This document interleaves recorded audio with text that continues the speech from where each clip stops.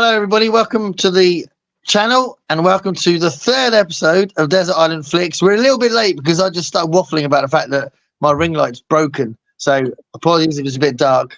I don't know what angle I could sit. So, that's better. I have to sit like this for the whole thing. But yeah, today we've got Jack from Spreadbook Joy. Hello. And it's a very cool opportunity to talk about films again.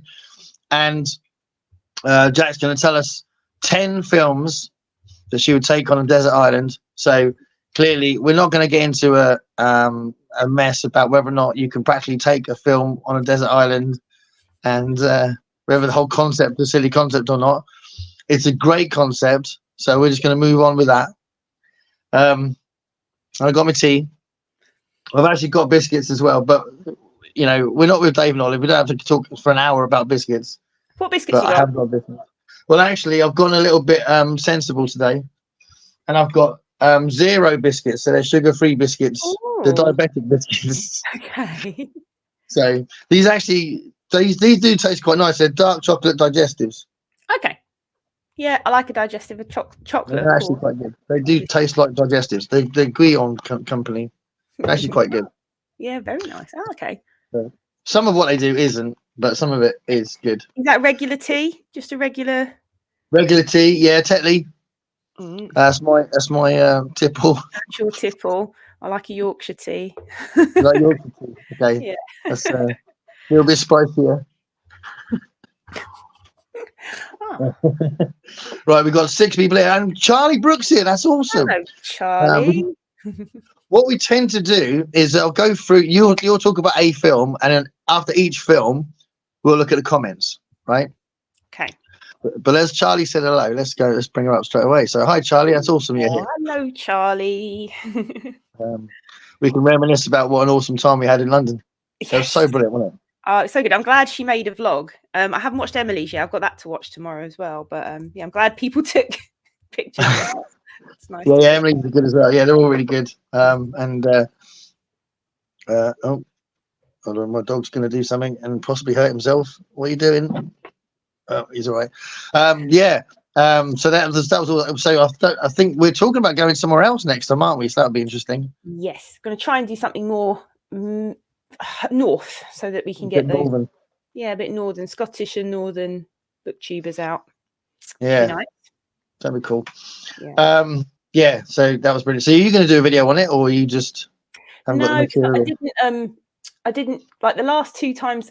It's like my third kind of meetup that I've done, and the last 2 times I just didn't do anything because I was kind of just enjoying the day, and I knew people would do it, like vlog, so I could always go back and look at it, whatever they've done, and not have to do the editing. But it's nice. Well, you could just talk about the books you got and then do it that way.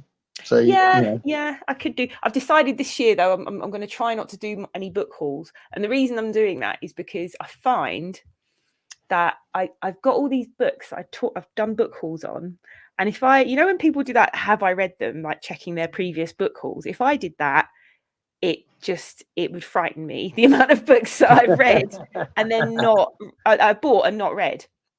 So I've decided this year I'm going to be really sensible on my channel, and I'm not doing any book hauls because I feel like then I've got pressure to read these books that I've talked about, even though I haven't read them, and then it just feels like this weird pressure. And then I'm not going to be doing any of my I used to do wrap-ups, and then I stopped doing like monthly wrap-ups because I thought like that's just too much doing it every month, and I'll just do them when I want to do them. And then it was like suddenly I'd be doing a wrap-up and there'd be 14 books I haven't talked about, so I've decided I'm not doing that anymore. I decided I want to do sort of single book reviews and stuff, because not everything I read is worth talking about, really. No, that's actually why I like wrap-ups, because you can cover what you've done, and if you want to just say something really brief about something, then you can. Yeah, exactly. So you can just kind of mention it, but I quite like that. I tell you what else as well. I found what I was doing was it was really easy to do those things for me, because I could just stick on the camera and just talk about what I've been reading recently. And that was basically like kind of my excuse for not making the videos. You know, those videos you've got in your head that you want to make, you're like, I'm going to do this really in-depth video on like Yeah. Discworld or whatever, and then you just don't have the time, so you just don't put it out there. You kind of like, I've got an hour, I'm just going to film this wrap up or whatever. So I'm kind of trying to force my hand a bit to make more thoughtful videos. But so far it's not been so bad. But I haven't put a long form video out in nearly 2 weeks actually. So it's been shorts every day. Well, I don't want to put a spam in the works, but it could be that the thing that makes it hard to do those videos is still hard, even though you stopped doing the other videos. Yeah, of course. Yeah. So it's just putting videos out is difficult. Yeah. I've got two that I want to do that will take me a lot of headspace, and like I want to do it right. I want it to be good. Yeah. But I keep putting it off because it's like, am I ready to do that? So it's a bit. I'd love to do it. They're both kind of related, but they're both things that I feel really strongly about. So it'd be nice to do, and a side of books that don't get covered a lot.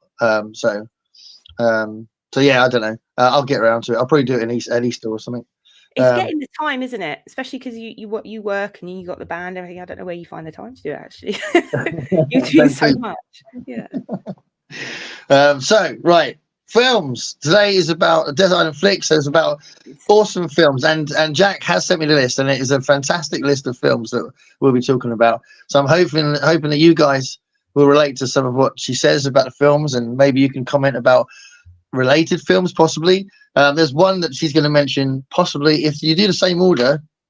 The third film, which I cannot resist talking about, a different related film, but we always start these things by talking about what the last film we saw in the cinema was.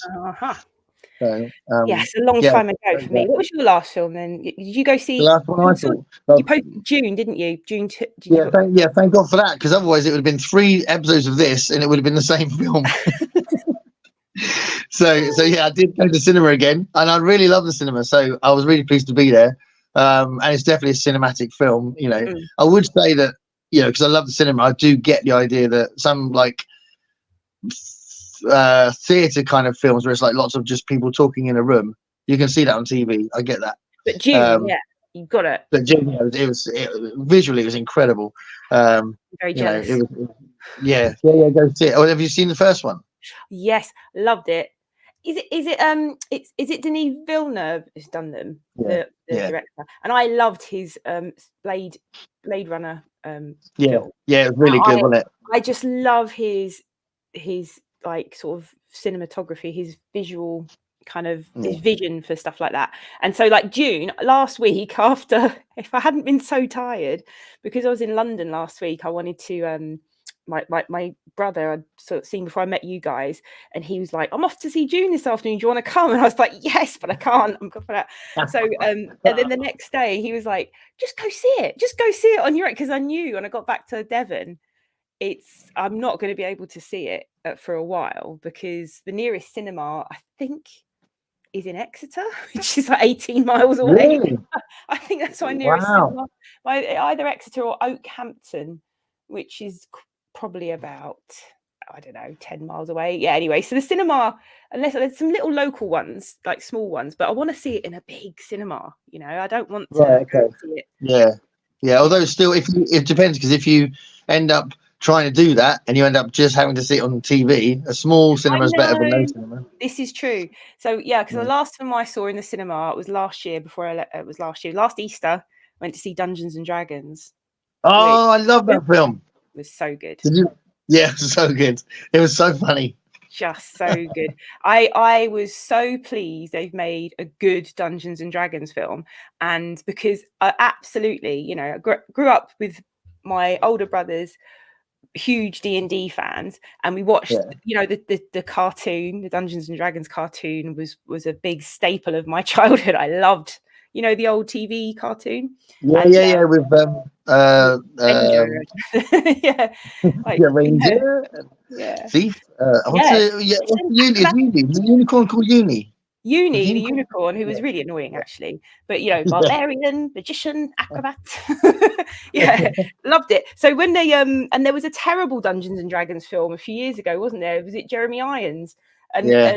really Yeah. bad. So we went to see it. I went with my older brothers, my two older brothers, at Easter bank holiday weekend last year, and just was laughed the whole way through. The action sequences are amazing. Yeah, fantastic. Yeah. Really Yeah, good. brilliant cast.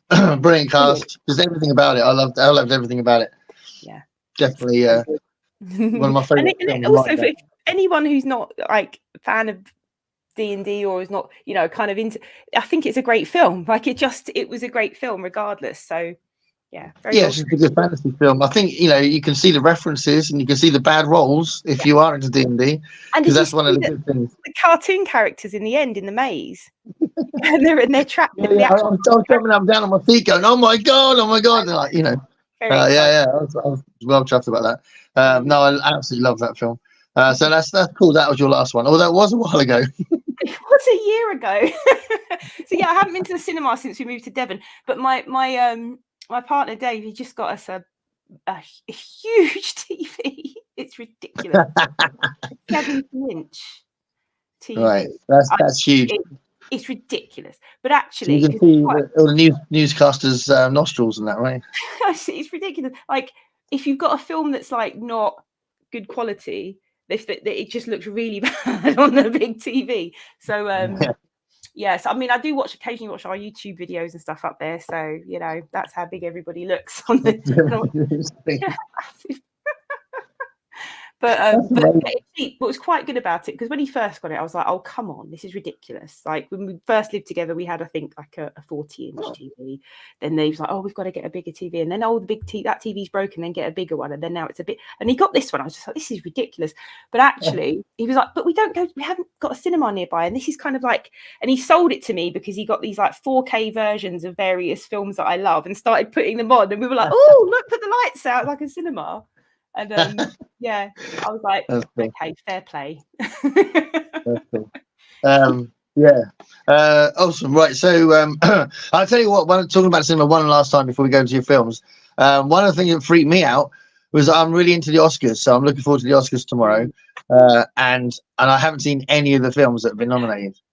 That's terrible. Yeah. I haven't seen Barbie or Oppenheimer or anything like that. I haven't seen. I've seen Oppenheimer. I did see Oppenheimer. Yeah. So yeah, I'm watching it very upstairs. All right. Yeah. Yeah. Okay. Brilliant. Right. So So Charlie said last film I saw was Wicked Little Letters, which was fab. Yeah, that looks good. Yeah, that's cool. Love her. And Charlie said you do live somewhere really pretty. I do. So, yeah, I've given up the convenience for the quiet and the countryside. And the scenic aspects, absolutely. Does that mean you're getting old? It does. It's officially there's a hill and I'm on just like tipped over. Ready to go. That hill. Mm-hmm. Yeah. Okay. Right. So what's the first one you're going to talk about? I think I'm going to go in the order I sent them to you, but this doesn't mean that this is the order. And I suppose I should preface what I'm going to say is that I had to pick 10 films, and it was so difficult. And I spent ages going to go, I'm going to send them to you. I'll send them to you this time. And I'll send them to you tomorrow. And I'll send them to you. And I was like, I'm just going to have to send him 10. I had this big list. And then I was like, oh, do I do 10 favorite films? Because that's difficult, because I'd have far more than 10 favorite films. Do I do 10 kind of a representation of all the different genres that I like? And then that was difficult. And there are films that I will talk about that didn't make it on the list because I have to do some honorable mentions. So what I did in the end was I went for films that would definitely be firm favorites, like always, that I would watch over. They're all rewatchables. Okay, so they're all massively rewatchable, because there are some films that you love and have an impact that you can't just rewatch because they're quite intense or emotional. And so, but these are films I could just stick on and watch. So, but they're also all, I went for formative films for me. I decided, because I was looking through them all and I thought, right, I want things that are kind of representative of the kind of films I love, or the type of things that I love to watch, or things that have had an influence on me now as an adult in the things that I watch or read, and that kind of thing. So a lot of them some of them are just like, this is a firm favorite.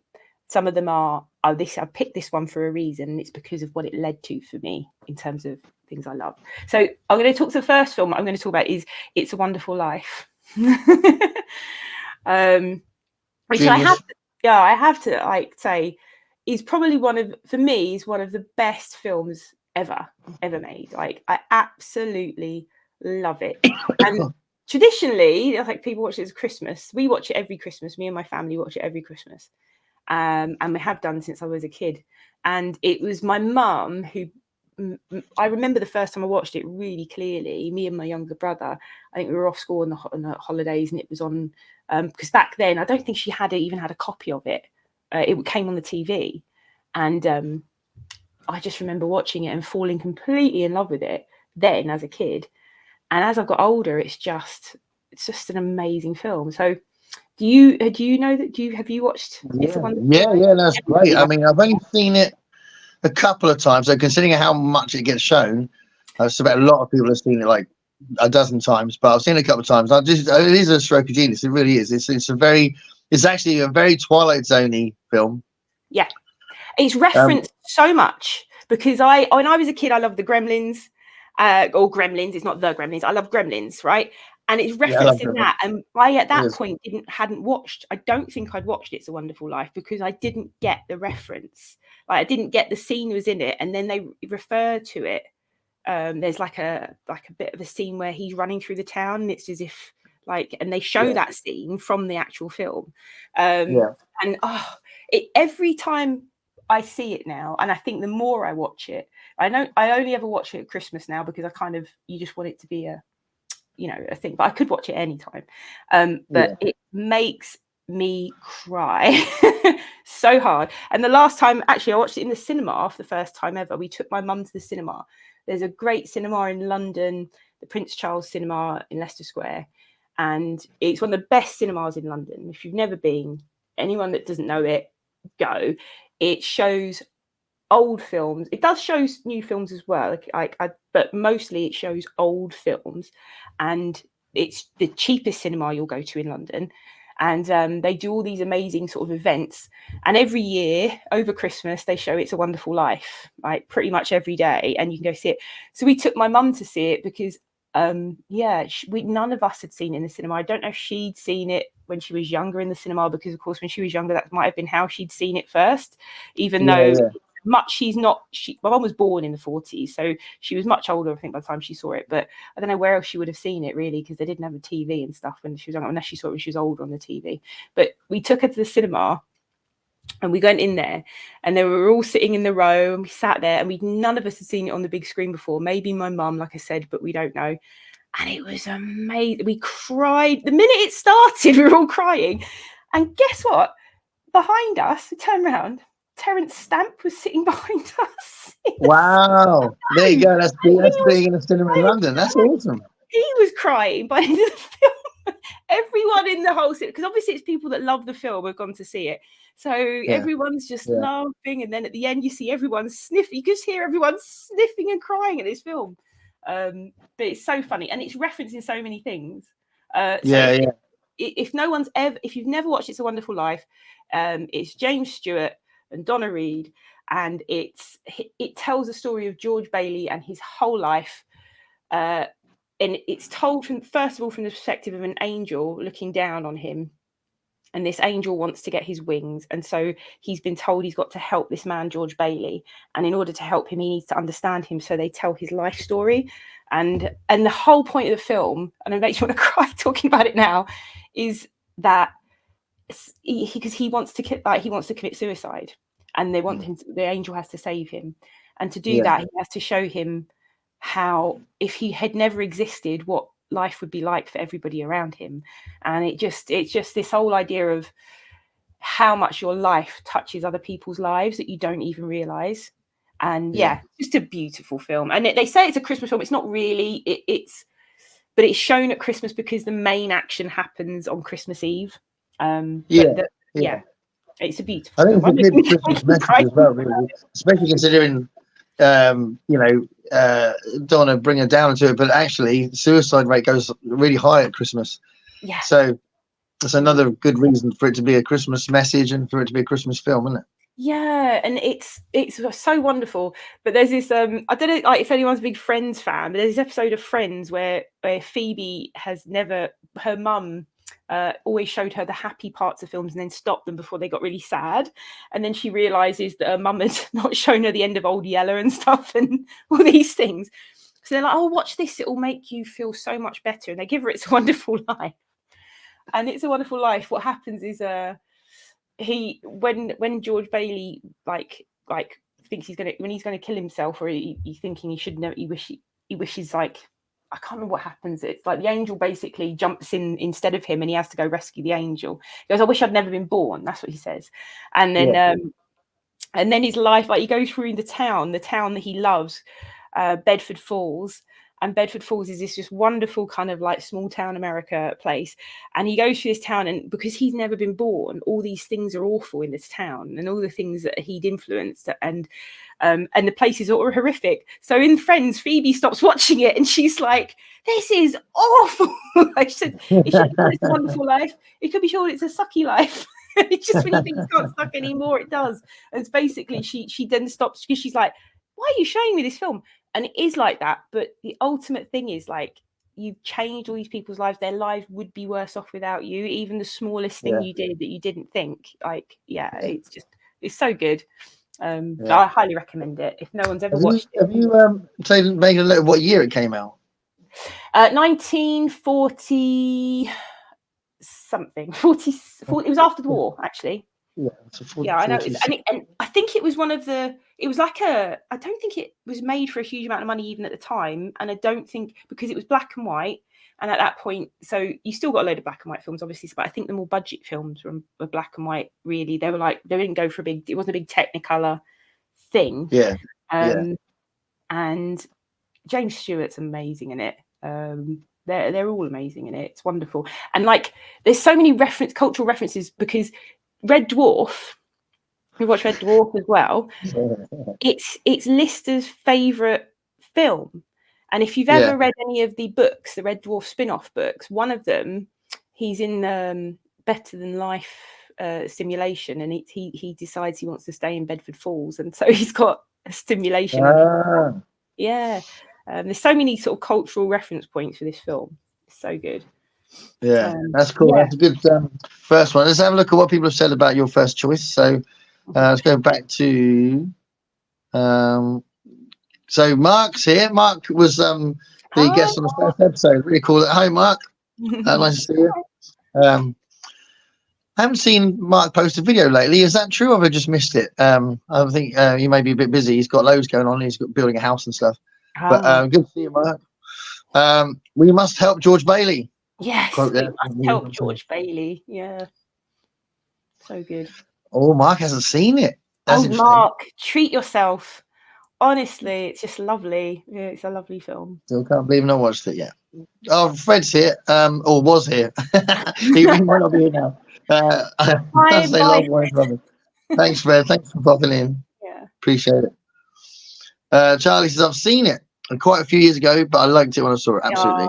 Yeah, it's such a good film. I think the only reason I don't know if it would translate nowadays for some young people with the pace. I think that's the only thing that would be at risk of someone not liking it. I think. Funny enough, I wonder if it's so ripe for a remake, like that concept, right? I'm sure that concept is, we know that concept of if you'd never been around. I think that has been done in various forms. But has there ever been? I can't think of anything that's like it really, and it's such a great story. I can't believe it's not been remade, and it's a simple one to remake. Yeah. It kind of has touches of A Christmas Carol in a little bit, like this kind of like showing you, like this idea of showing you your life when you're not around or whatever. I don't know, but your life lesson, isn't it? And like looking at your life as a learning tool for like this is actually what life's about. Similar in that way. Okay, so Charlie just remembers the Phoebe reference. Peter the Book Lover, hello mate. I think It's a Wonderful Life is a fantastic movie. I love it more and more every time I watch it. Yeah, so it does. I know that I've only seen it twice, but the second time I liked it even more. I think it is one of those films that probably does. Yeah. It's I a hope grower. you love it even more. Right, awesome. So that was the first one. First one, yay! Second one. Second one, I've gone for Stand By Me. Yes, good. Yeah, so I've gone for Stand By Me, and I went for it because it's just a great film, and it's one of my sort of, again, another formative film for me. I wanted to go for a Rob Reiner film, and it was going to be this or The Princess Bride, but I went for this because Right. I absolutely, it's just brilliantly scripted, acted. It's a Stephen King story, which I chose things that kind of have elements of things that influence me, like later on. And because I chose it because I think, yeah, it's because it's a Stephen King story, and I wanted that kind of, because I read loads of Stephen King later as a teenager, but I think I didn't realize when I first watched this, I think, you know, I was like 10 when I first watched this film, like something like that, 9 maybe. And yeah, it's just such a brilliant friendship film. I think it's another one that kind of makes me sad but in a kind of, it's one of those ones, it's someone looking back on their life again. This is probably obviously a theme with me. Someone's looking back on their life and their childhood and their friends. And I think it's the line, isn't it? Like, you never have friends like you did when you were 12 years old or whatever is the line. And I just, my school friends from that time, we all loved that film, and we all still do and still kind of reference it. And it's, and it was a huge film at the time when it was released. It did really well, I think.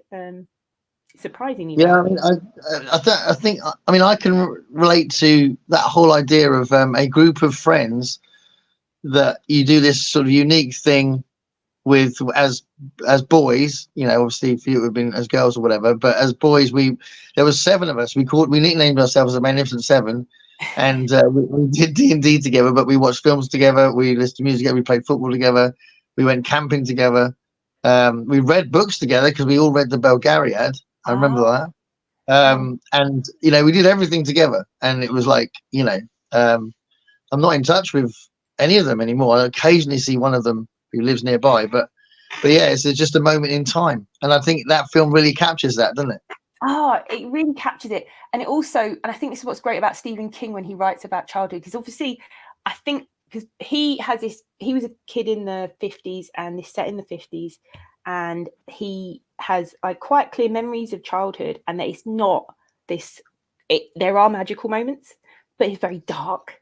And the film, the story is very dark, because obviously, if no one's ever watched it, it's a remake of, it's a retelling of The Body, the sort of novella, and from different seasons. Yes, from different seasons. It's the same book as Rita Hayworth and The Shawshank Redemption is in the same collection. Really good book. Yeah, really good. But also people who say they like Stephen King, he's like prolific, and I am a big fan of Stephen King. I don't read him as much now as I did years ago, but when I was a teenager, I just devoured his work because it's so easy to read. And some of it, I have to say, there is some bad stuff there, right?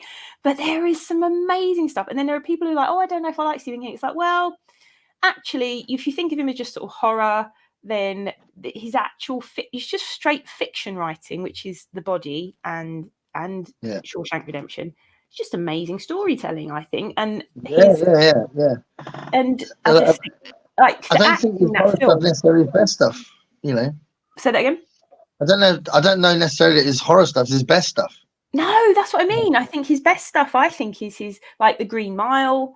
And actually, the adaptations of his books that have done well, or for me, that are done well, are the ones that are kind of really true to his books. And I think The Body is very true to the source material. So is Rita Hayworth and The Shawshank Redemption is a story, but this film's The Shawshank Redemption. And then things like Misery and like, but then you look at something like that's not done quite as well. I suppose I'm trying to think of something that's like nothing like, I suppose, let me think. Maybe, oh gosh, I know I like the film, but it's nothing to do with the book. I like The Running Man. Like, that's nothing like the Stephen King book. And yeah, I like that. I do like the film The Running Man, though. Well, But The it's Shining not- isn't either, but The Shining is a good separate film, isn't it? It's like King always said, "Oh, well, what I don't like about it is that he just made his own film. It's not like oh, my which book, one's that? The Shining." Oh, The Shining, and also The Lawnmower Man, which is The Lawnmower Man. The Lawnmower Man. I Yeah. read the short story that comes from, and it is nothing. Absolutely, the only thing it's got the same is the title. But what they did was they decided they wanted to like use Stephen King's name to sell the film, and he sued them apparently. Yeah. Because they put original book by Stephen King, and he was like, "I'm not having this." Like, I think he sued them It's about not a it. good film at all. Awful. Yeah. Awful. The lead actress in that is the lead actress in Near Dark, which might Near come Dark. up. Funnily enough, because I was, it's one of the films I might have talked about, but I put on another vampire film I picked a vampire film specifically as well. But from the Near Dark. from the same period. Anyway, we'll get there eventually. We'll get there. But Stand By Me, yes, I put that, and it's just good. It's good. It's brilliantly acted. River Phoenix is amazing in that, and Will Wheaton, and you've got Corey Feldman. And I always forget the other guy's name, but he's in those. He was the guy who's in Sliders. Oh yeah, Jerry O'Connell. That's it. Yeah. And of course Kiefer Sutherland, because he's always a great 80s baddie. He's so good as an 80s baddie. And he's proper friendly in it as well, isn't he? I mean, he's like he's horrible in it, you know. And I can relate to the whole. You know, okay, I will hover around the proximity of this sort of bullying twat, but I really hope he doesn't give me any attention. Do you know what I mean? And they do, and you're like, oh, here we go. You know, it's like, here we go. You know, and you've got to somehow have a conversation with people. You know, it's going to go wrong. Yeah, and the thing is that, like, I don't know, like, but growing up in like 70s, 80s as well, and this is a 50s film, but I was growing up in the 80s, and I think we still had a certain amount of like hanging around and going out and just be like, come back for your tea, no one knows where you are, right? We still had that. So that's gone now. Like, that doesn't happen, and I'd like for the majority of children that doesn't really happen. But there was an element of danger in that, not just from adults, but from other children. And that the Stand By Me kind of reminds you of that kind of, there's an air of menace about it, because and they've got their little gang that's and the sense of adventure, because they're sort of marching off into the woods and they're singing and they're doing all this stuff, and just they're being typical teenage boys at certain points, though, which, like, you know, but the whole thing I just think is it's like quite a realistic depiction of that moment, because they're not quite teenagers as such. They're kind of 12. They're tipping into high school. They're kind of on the cusp of becoming teenagers, and that the awful and their backgrounds. You know, one of them's got his older brother is killed, and that's John Cusack, isn't it? His older brother. Yeah. You know, John Cusack does like a cameo as Gordy's older brother who's passed away. Sorry, spoilers, everybody. Just spoilers, obviously, but basically, and his parents just are. Mum's ignoring him because she's grieving. Dad preferred the older brother, and so is almost like sad that he's. And then you've got like Corey Feldman's character's got a dad with mental health issues, and then River Phoenix's heartbreaking character is the one that he's from a bad family. And because he's from a family with a bad reputation, then he therefore has a bad reputation. He's poor, and even the teachers pick on him. So there's this bit where he tells this story with this teacher blames him for taking the milk money at school, but he thinks she took it because he knows he didn't, but she's like pinned it on him, and it's just like really heartbreaking. And then of course you've got Jerry O'Connell, and he gets picked on because he's bigger, but you've also got like the older version of Gordy, and it's Richard Dreyfuss, and he's playing him, and then you hear what happens to them all at the end, and I don't want to talk about it now because they cry, but at the end he's like, oh, Chris, and then they have their adventure, and they all go off to different high schools, and they're not friends anymore, but they kind of see each other around.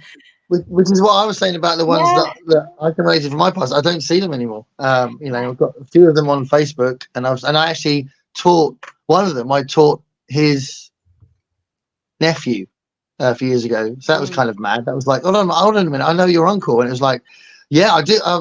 Not only do I know him, but we were incredibly close when we were younger. All that. So yeah, it's funny how that works. Well, it's a great film, and it evokes those memories for me. And I think it's a great film.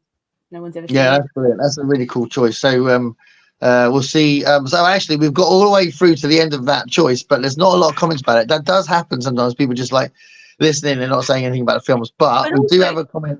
Is it a popular film? I feel like it was a popular film at the time, but is it still? I don't know. I tell you what, in conversation, when this film comes up, without a doubt, every single time people go, "Oh, I love that film." Yeah. So I think it is one that's lasted, because actually that's true for all sorts of ages, not just people our age, but I think I've had that kind of reaction from people in their 20s and 30s as well. Yeah. I mentioned, I don't know why, but I know why I mentioned this, because I was talking about, I literally just talked about this film in a lesson, because I was talking about, we're doing a thing at the minute in the first year classes about music videos and how MTV changed the music landscape and stuff. And I said that Stand By Me was re-released.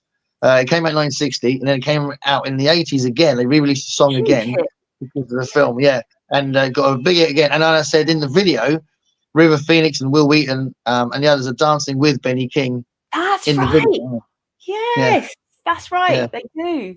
And that was to sell the film, wasn't it? So cool. Yeah. Right, here we go. So let's go back to this. So Medium John Silver says it happened one Christmas with the remake. So there is a remake. There you go. And I was surprised, but I'm not now. Oh, you've dropped out. I'm back. I'm back. But yeah, I was surprised that there hadn't been, but there you go. I thought there must be a remake. Yeah. There we go. So that's cool. So something to look out for, I guess. Marlo Thomas. Charlie says I have to go back and check it with my in-laws as they're away. I'll come back and hear you on a bit late. Yeah, thanks, Charlie. Thanks, Charlie. And then John says I saw Stand By Me just once and I liked it. Absolutely, cool. Very good. Yeah. I bet you can still remember a lot of it. It's one of those films, I think. Awesome. Right. So choice number 3. Choice number 3. This is a popular one, I think. I think it's a popular one. Probably. I mean, I've gone for The Life of Brian by Monty Python. And I had to go for a Monty Python film. And I would say it would have been kind of a toss-up between this and The Holy Grail, which I love. And I still, but for me, this is just one of the funniest films ever made. Possibly the funniest. And the reason I say that is because if you can watch a film millions of times and still can't stop laughing at it, then for me, it's one of the funniest things I've ever seen, and still to this day, he's one of the funniest films ever. Have you got a favourite scene? Yeah, I don't think do I have a favourite scene? God, no, no, they're all favourite. I just love the whole thing. So many. I love the chat about the Judean People's Front, and he's like, People's Front Splitters, he's over there. You want to join the PFJ, you've got to really hate the Romans. And he's trying to convince him how much he hates the Romans. I hate the Romans already. The bit when they're trying to search the house and they're all hiding, and John Cleese is like the centurion, and it's just like they're all just marching in, and he's talking to the old man. He's like, "Oh, don't give me time to open the door. My eyes are knackered. My knees are old and bent." It's just silly, but very, very clever. Like there's and I think it's probably why I end up loving Terry Pratchett so much. Like, because I was reading Guards, rereading for the millionth time Guards last week, and I was really struck by how Python-esque a lot of the humour in that is. Yeah, Pratchett is very influenced by Python. I'd agree, actually. Yeah, hugely, or it seems that way when you read it, and it's like, actually this could come out of a Monty Python film. But yeah, I know Life of Brian, controversial in some ways. I remember when we first watched it, my brother had recorded it, had put it, because it was banned, wasn't it, like in the 70s in various places for years because of the subject matter. And basically it's his life is lived in parallel at the same time as Jesus, isn't it? And it's like the life, and it's not It's not about Christ. I mean, that's the thing, that they were careful, because if it had been about Christ, I think a lot of people still wouldn't have been offended, but it still would have been more controversial. Yeah. But they avoided that, but it still didn't matter. People still thought that they were still doing that. Exactly. And that it wasn't about that at all. And it was about just like people, you know, like people want, they end up following him, don't they? Because he starts trying to get away from the Romans, and he's on his little pedestal and trying to like just talk nonsense with all these other prophets who are like in the marketplace talking at people, and then they all start following him because he starts going, oh, and the other thing is, and then he just like gets down because the Romans are gone, and he's like, and they're like, sorry, what were you going to say? He's like, oh, nothing, and he's like trying to walk off, and like he's trying to think of something. He said something like, do what you want to do, and then they go, oh wow, amazing. And they're like, and just be yourselves, you're all individuals. Yes, we are all individuals. Like they're all chorusing it, which is just brilliant writing. Oh yes, we are all of them. And he's like, and he just got off nuts to everybody, and they're like, oh, how should we do that? Sorry, I put a bit. Well, that's happening just after the moment, the fantastic moment when he opens the window and he's got no clothes on. Completely naked, yeah. Oh, but it's just so my two favourite bits in that film, right? And they're probably two of the silliest bits in it, but it's why I love Python. One of them is, and it's the thing that I just kept rewatching over and over. I thought it was absolutely amazing, and it's like one of those classic moments where Terry Gilliam is playing like some sort of strange character, because he didn't like playing a normal character, and he's the jailer, right? So he's just in. Oh yes, he's like, we've got plenty more of it in the back. I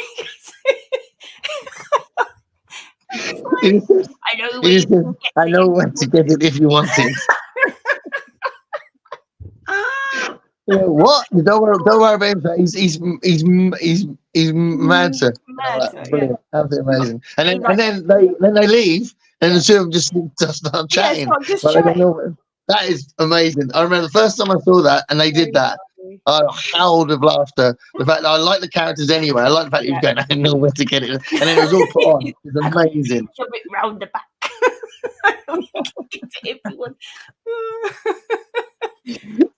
It's like when it's in the Spanish Inquisition sketches when Terry Gilliam does the charge. You are hereby charged, and then he looks around and goes, "Mate, old man," and then they like, "Shut up." It's brilliant. So yes, I love that, and I love Simon, the one that hasn't talked for 30 years, and he lands in his my juniper bushes. He says, "Get off my juniper bushes." Yeah, it's a wonderful moment of Terry Jones being naked with an enormous beard. It's just amazing, absolutely amazing. That, but I love it. And those kind of bits are not necessarily particularly satirical, are they? They're just, man, they're just brilliant, just perfect Python. That's exactly it. And so you've got this kind of amazing blend of nonsense, right? Just absolute nonsense, and really kind of very sharp satire, and like really, it's just wonderful. And like, because I one of the bits I love, because I studied Latin at university. I did a couple of years of it. I'm terrible at Latin. I don't remember any of it apart from a few words. But when I was I'd finally got that scene where he's making him rewrite. Obviously, you can tell they're public school boys, because after I'd learned some Latin, I was like, this is so on the money. This is actually, it's like, and the plural of the verb to, like, go to. Yeah. You know, this is an order, so you want the imperative. It's like, it's just going, now write it out 100 times. Don't do it again. Romans go home is an order. Very clever, very clever. But yes, I picked that because I could have picked, there's a million comedy films. Like I could have done 10 comedy films. And I wanted to put I have put other comedy films on the list, I think. Yeah. At least one other really that's a comedy. But this would be, if I'm gonna pick, there's this and The Big Lebowski, my top favorite comedy films of all time. But any Python generally, but Life of Brian is, I think it's a work of genius. It'd be nice to squeeze a bit of time at the end to talk about Big Lebowski, even though it's not on your list. But before we move on, I have to say that I absolutely love Life of Brian. It's a fantastic choice. My favourite out of their films, though, was Holy Grail. I really love Holy Grail so much. And Holy Grail is a contender for my 10. The Holy Grail, it was a close run thing for me between that and the Holy Grail, because I think I got the Holy Grail more when I was a kid. It was for me, we watched that one the most. I think as I've got older, I've appreciated the Life of Brian more. The Life of Brian is cleverer. Holy Grail is really silly. I love the Holy Grail. It's like we were doing the other day. We were chatting about it. Me and my brother. We were just like, every now and again, you just have lines from it that you just say every now and again, don't you? Stuff just reminds you. 5, 9. Was it 5 is right out when they're counting the holy hand grenade. Yeah. Or just go me, and the knights are going me, and then when they're like talking to the silly French guys up on the thing, and he's like, I've already got one. We've already got one.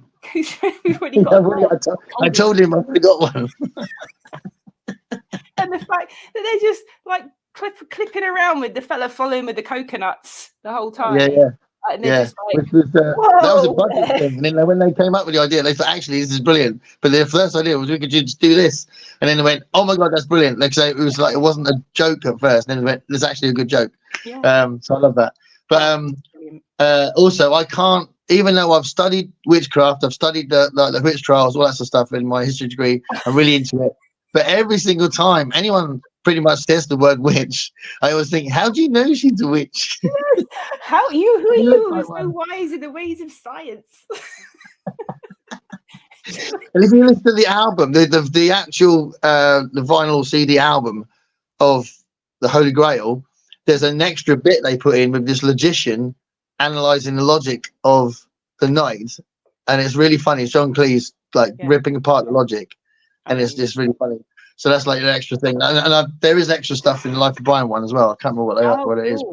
But it's fair cop in the end. She's like, she'll weigh the same as a duck. She turned me into a newt. I've got better. And I love the peasants. You know, when he's like, I'm Arthur, King of the Britons. He goes, who elected you?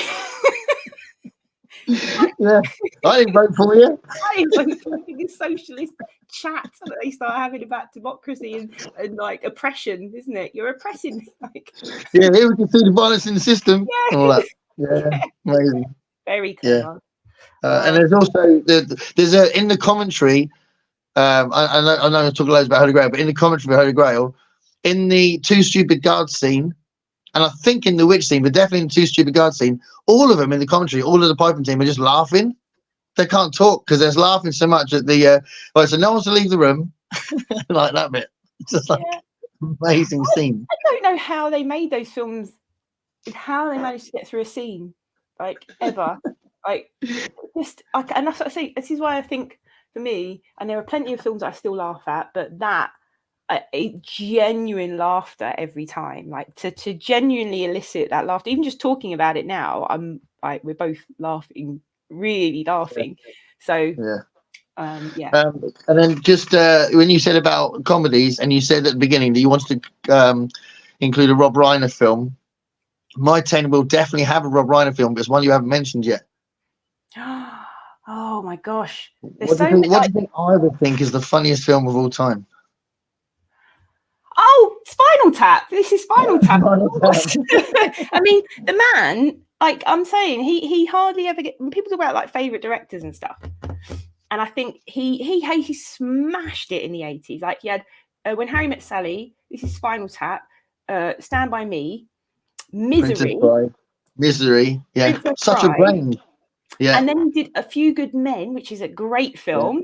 So massive range of very, very, all very different. But brilliant. He's a great director. He's a So great director. Yeah. mm, Okay, so let's see. We got someone. So we got. I think all we've had is John's just corrected his. I'm going to call him John. I don't even know if his actual name because Medium John Silver's clearly made up. But I'm going to call him John. I misedited the comment. I saw Life by many times and love it. Absolutely awesome. Yeah, yeah, it really is very, very special. Right, talking about very special. okay. Oh, very special. This one hopefully is very special. We might spend an hour talking about this. Is this one? There's a risk. So this is obviously, we've yet to have a talk about how much we both love Jim Henson. So I've gone for Labyrinth. Oh, a worm. By a friend on BookTube, which is amazing. Beautiful. So yeah, Labyrinth I've gone for. And again, it's another formative film. Same year as Stand By Me, I think. 86? 86, yeah, 86. Peak David Bowie. Yeah. So I picked Labyrinth for obvious reasons. One, it's one of my favourite films of all time, but it's also representative of the fact that I'm a massive, massive Muppets fan of Jim Henson in general. Love, and I could have gone for the Muppet movie. Was going to like the Muppet Island, because that was on the list, but I didn't. I went for Labyrinth because I think Labyrinth, the whole fantasy element of it, but also David Bowie, who I'm just completely, in awe of, is one of my big heroes. And I think this is my first real, like the way I remember him. I remember him from the Let's Dance stuff, but that's like a very early memory for me. But he was still so big in the 80s. But then this is my first, very, very clear memory of him in anything. And yeah, he did act a number of times, didn't he? I mean, he had Merry Christmas, Miss Lawrence, which is really serious, wasn't it? Yeah, very serious. That was very serious. My brother had that soundtrack. He loved. Oh, it's a fantastic soundtrack. It's a brilliant score. Yeah. And I remember that, but this was aimed at someone my age, at the time, because I said 9 years old, when that came out, and I saw it in the cinema. My brother took us to see it because I've got two older brothers, and they're my oldest brother is 11 years older than me, and he's a huge Bowie fan, always has been, since he was young in the 70s. And when this came out, he was like, right, I'm going to take you kids to see Labyrinth, because I think for him it was he's 20 or whatever, and it was probably not the cool thing to do, but I'll take my little sister along and my little brother along, and we'll go see Labyrinth. And we just loved it. Yeah. It's a cinema. It's just because lots of these, some Stand By Me I remember watching on video. I watched it on video. We didn't see it in the cinema. And The Life of Brian, obviously I watched it on TV. I remember it was on finally it was on Channel 4 after being banned for years, and my brothers taped it, and we just watched this recording with all the adverts paused over and over again. But Labyrinth I saw in the cinema when it came out, so it's a very great memory for me, because it was just such a it just blew me away, all of the way it looked, the puppets, the songs, of course. So yeah, I think I love every single second of that film. I just think it's so many things that are incredible about it. Magical. Yeah, do you know the Python Link? Yeah, so I do actually. It's Terry Jones, isn't it? Yeah, Terry Jones wrote it. Yeah, he wrote the script. So it's Terry Jones, and also here's a random link for you.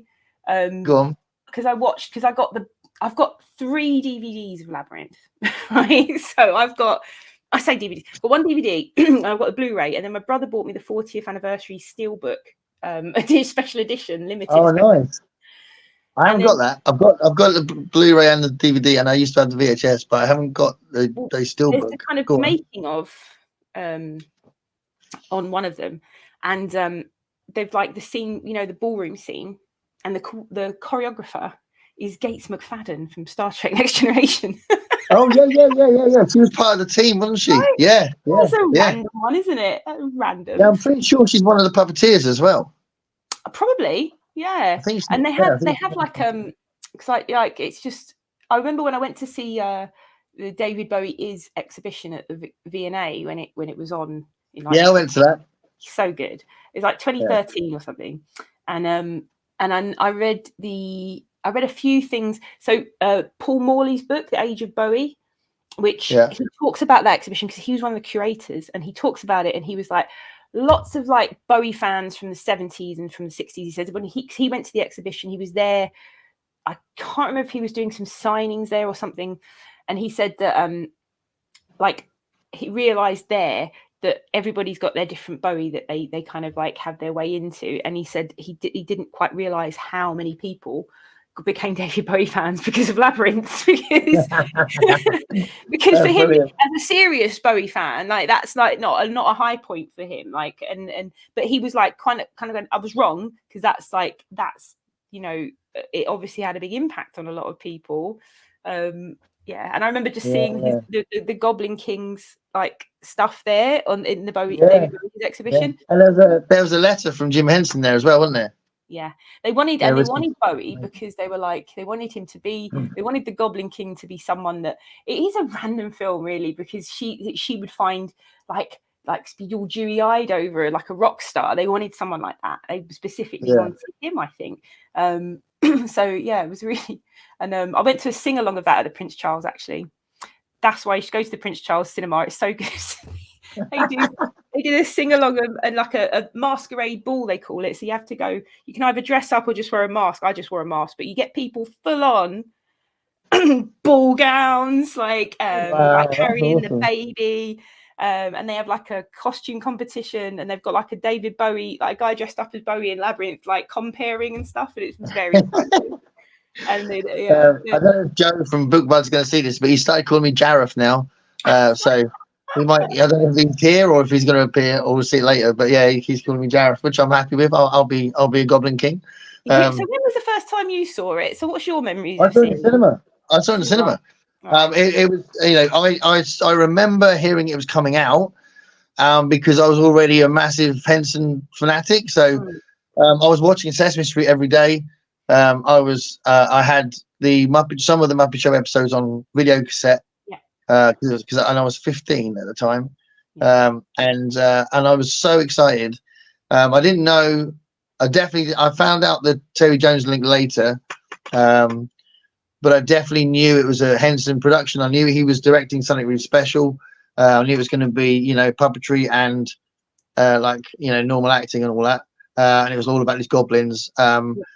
We'd already had Dark Crystal, and I knew that Brian Froud was involved. Right. Yeah. So basically, as I was going to say to you, the whole Brian Froud aesthetic, I love.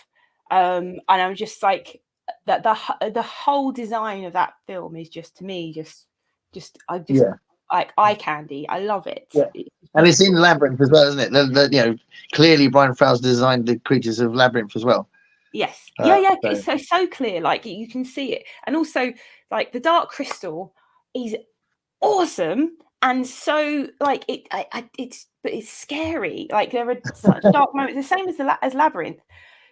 But what I find about Dark Crystal, like it's an amazing feat of filmmaking that is so underrated. Yeah. I think it's because it is very dark and serious and slow. I think that's what it is. People don't know what it is. People don't know what it is because it's like, okay, I think you've got to give it a chance. I think that's it. You've got to give it a chance. You've got to sit and be happy to just wallow in the world for a bit. Yeah, and I think in terms of the audience, it's like they don't know who the audience for it is. A lot of people would see it and be like, "Oh, it's for kids," but actually, a lot of kids were like, "It's too slow." Yeah. And we loved it when I was growing up, but I think we were kind of, I don't know, it was a bit different. I think you had more patience then as well. I don't know, but I loved the remake on Netflix, and I was really upset. I was really upset that it didn't get continued because they threw a lot of money at it, and I loved it. Yeah. No, it was brilliant. It was really good, and they got all the team back in, didn't they? They had people who worked on the original film worked on it, which is great. Yeah. Do you know the Red Dwarf link in Labyrinth? No. So one of the Fire Gang. So the Fire Gang's voiced by 4 people, and one of them is Danny John Jules, who was the captain. You can hear that actually. Yeah, of course. You can totally hear that. Yeah. So there we go. Labyrinth is a piece of perfection. So it's very cool that we were able to talk about it. It is, and it kind of like I wanted to put something Henson in because has brought me so much joy in my life that it's got to be in there, really. Did you do my Jim Henson book tag? I can't remember. No, I don't think so. Did you tag me in it? Because I've got a few tags that I have yet to do from people. Oh, I can't remember. I did it ages ago. I did it about a year ago. Loads of people did it, which is really, really nice. Nice hearing people talk about how much they love Jim Henson, but I don't remember it. I can't remember exactly who did it. But yeah, if you fancy doing it, there's 10 prompts based on definitely. Yeah. So yeah, awesome. Let's have a look at see if anyone said anything about this. So Anita, hello Anita. Yes, as a child, I also found Labyrinth absolutely magical. Yes. Yeah, it really is very, very special. I can't believe she's only like Jennifer Connelly. What is she? She's 14 in that film. Because when I was younger, she looked so much older to me that I was always like, she's such a baby. Because the character's supposed to be 12, I think. Like, she's not even supposed to be 14 as a character. Like, she's supposed to be younger than that. I think she's supposed to be younger. And so when she's like constantly like, it's not fair, all the way through, I'm like, oh, shush. Why is such a baby? But she is really young. She's supposed to be. I mean, she's supposed to be immature as a personality, as a character. The whole point of it is this, like she's maturing. Like, she takes responsibility for her brother. There's also the kind of, I suppose, you kind of, it kind of be frowned upon a little bit now, but it's kind of like young girl becoming a woman, awakening, like when she falls in love with like the Goblin King a little bit, and it's like, So there's that side of it, but yeah, I just it's such a great film. And it's about friends. It's about friends. Yes, and ultimately about friends, because they're like, and if you ever need us, and I'm like, oh God, I'm gonna cry. Yeah. If you ever need us, Didymus says that, doesn't he? Yeah. Oh man. Yeah. And Ludo's going friend. Right. Okay. So I think that's not bad. We managed to talk about it for not too long. That's the trouble. I'm leaving you guys to pick the films, and if it's one of my favorites, we might be going on forever about it. Wow. But yeah, let's go to. I'll hold you in chat one day. It's fine. Number 5.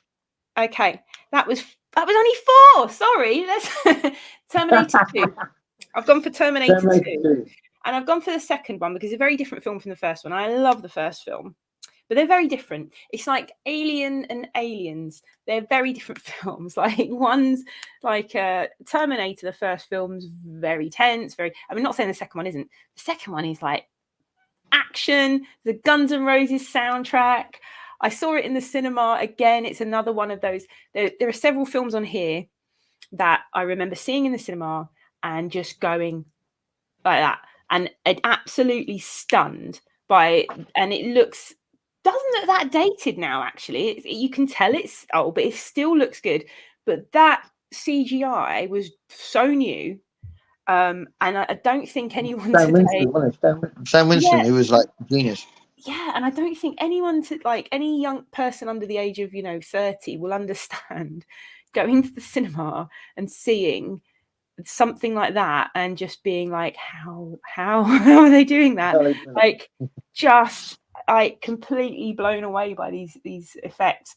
And of course, like, I picked Terminator 2 because I could pick any Arnie film from the 80s because we were huge Arnold Schwarzenegger fans, like huge fans of any Arnie films. My older brother particularly was a big fan, so we saw everything that he had. We saw, and the Terminator, like the first one, very different film, very low budget, like sci-fi, very dark, very sinister, and this has that kind of human element to it, which of course because you got the young John Connor and they make friends. The boy makes a big difference. Definitely, it makes a huge difference.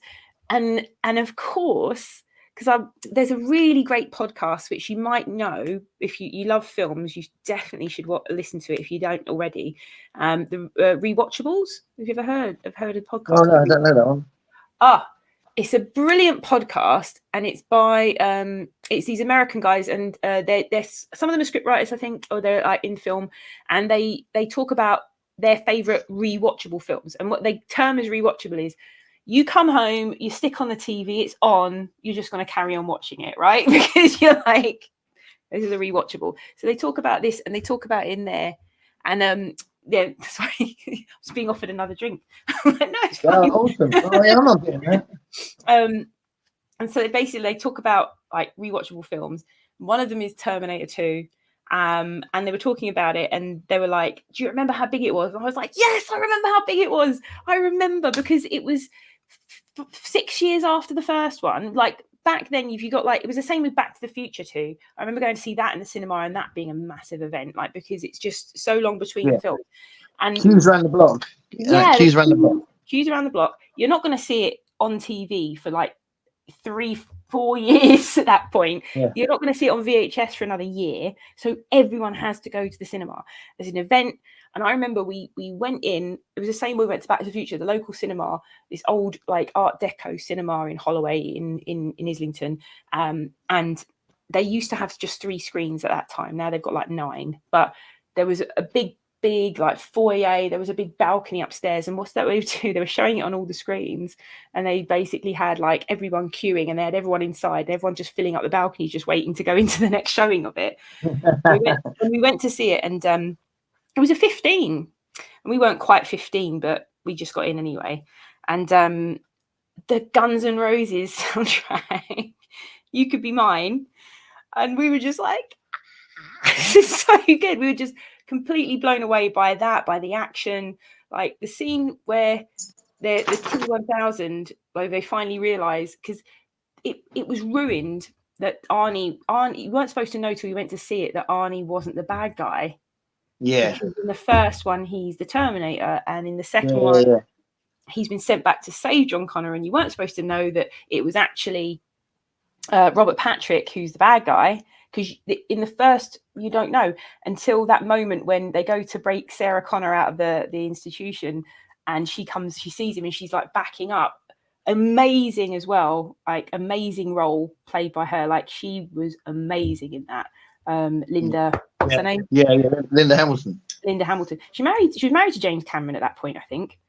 But she completely different character, because remember the first one, she's like just running around like just this poor random no, in a way it created a great sort of strong female character in the, like which happened. You didn't have that in films. It happened a few times in the 80s because you had Ripley as well. You had a few moments like that, but it was very like rare. a bit of a character of the 80s. It wasn't really done before that. So it was pretty cool that they made that decision. Yeah, and the fact that what she's done is she's gone off from being this like perfectly ordinary girl working and living with her flatmate who's had this horrific thing happen to her, and she said she has got her mental health issues. Clearly, she's traumatized, but she's just gone and like beefcaked up. She's become what we would now call a doomsday prepper. Survivalist. But she knows, this is the difference. She's not just like somebody from she knows what's going to happen. So she's not a MAGA person. She's not. She knows she's had this like she knows like what's going to happen. Skynet. She knows the whole story from Michael Biehn, great 80s actor Michael Biehn as well. Like she's basically she knows the whole lot, right? So she's gone and beefcaked up, and she's got institutionalized, which is, like she's been like in there for I don't know how long now, and he's been on foster care. And then you meet this moment when like the Terminator turns up, and she just goes like that. It's just so clever, and it's slow mo, and he's like get down, and he gets the gun out, and we were just like that. It's brilliant. It's a perfect action scene. Brilliant. Yeah, you're right.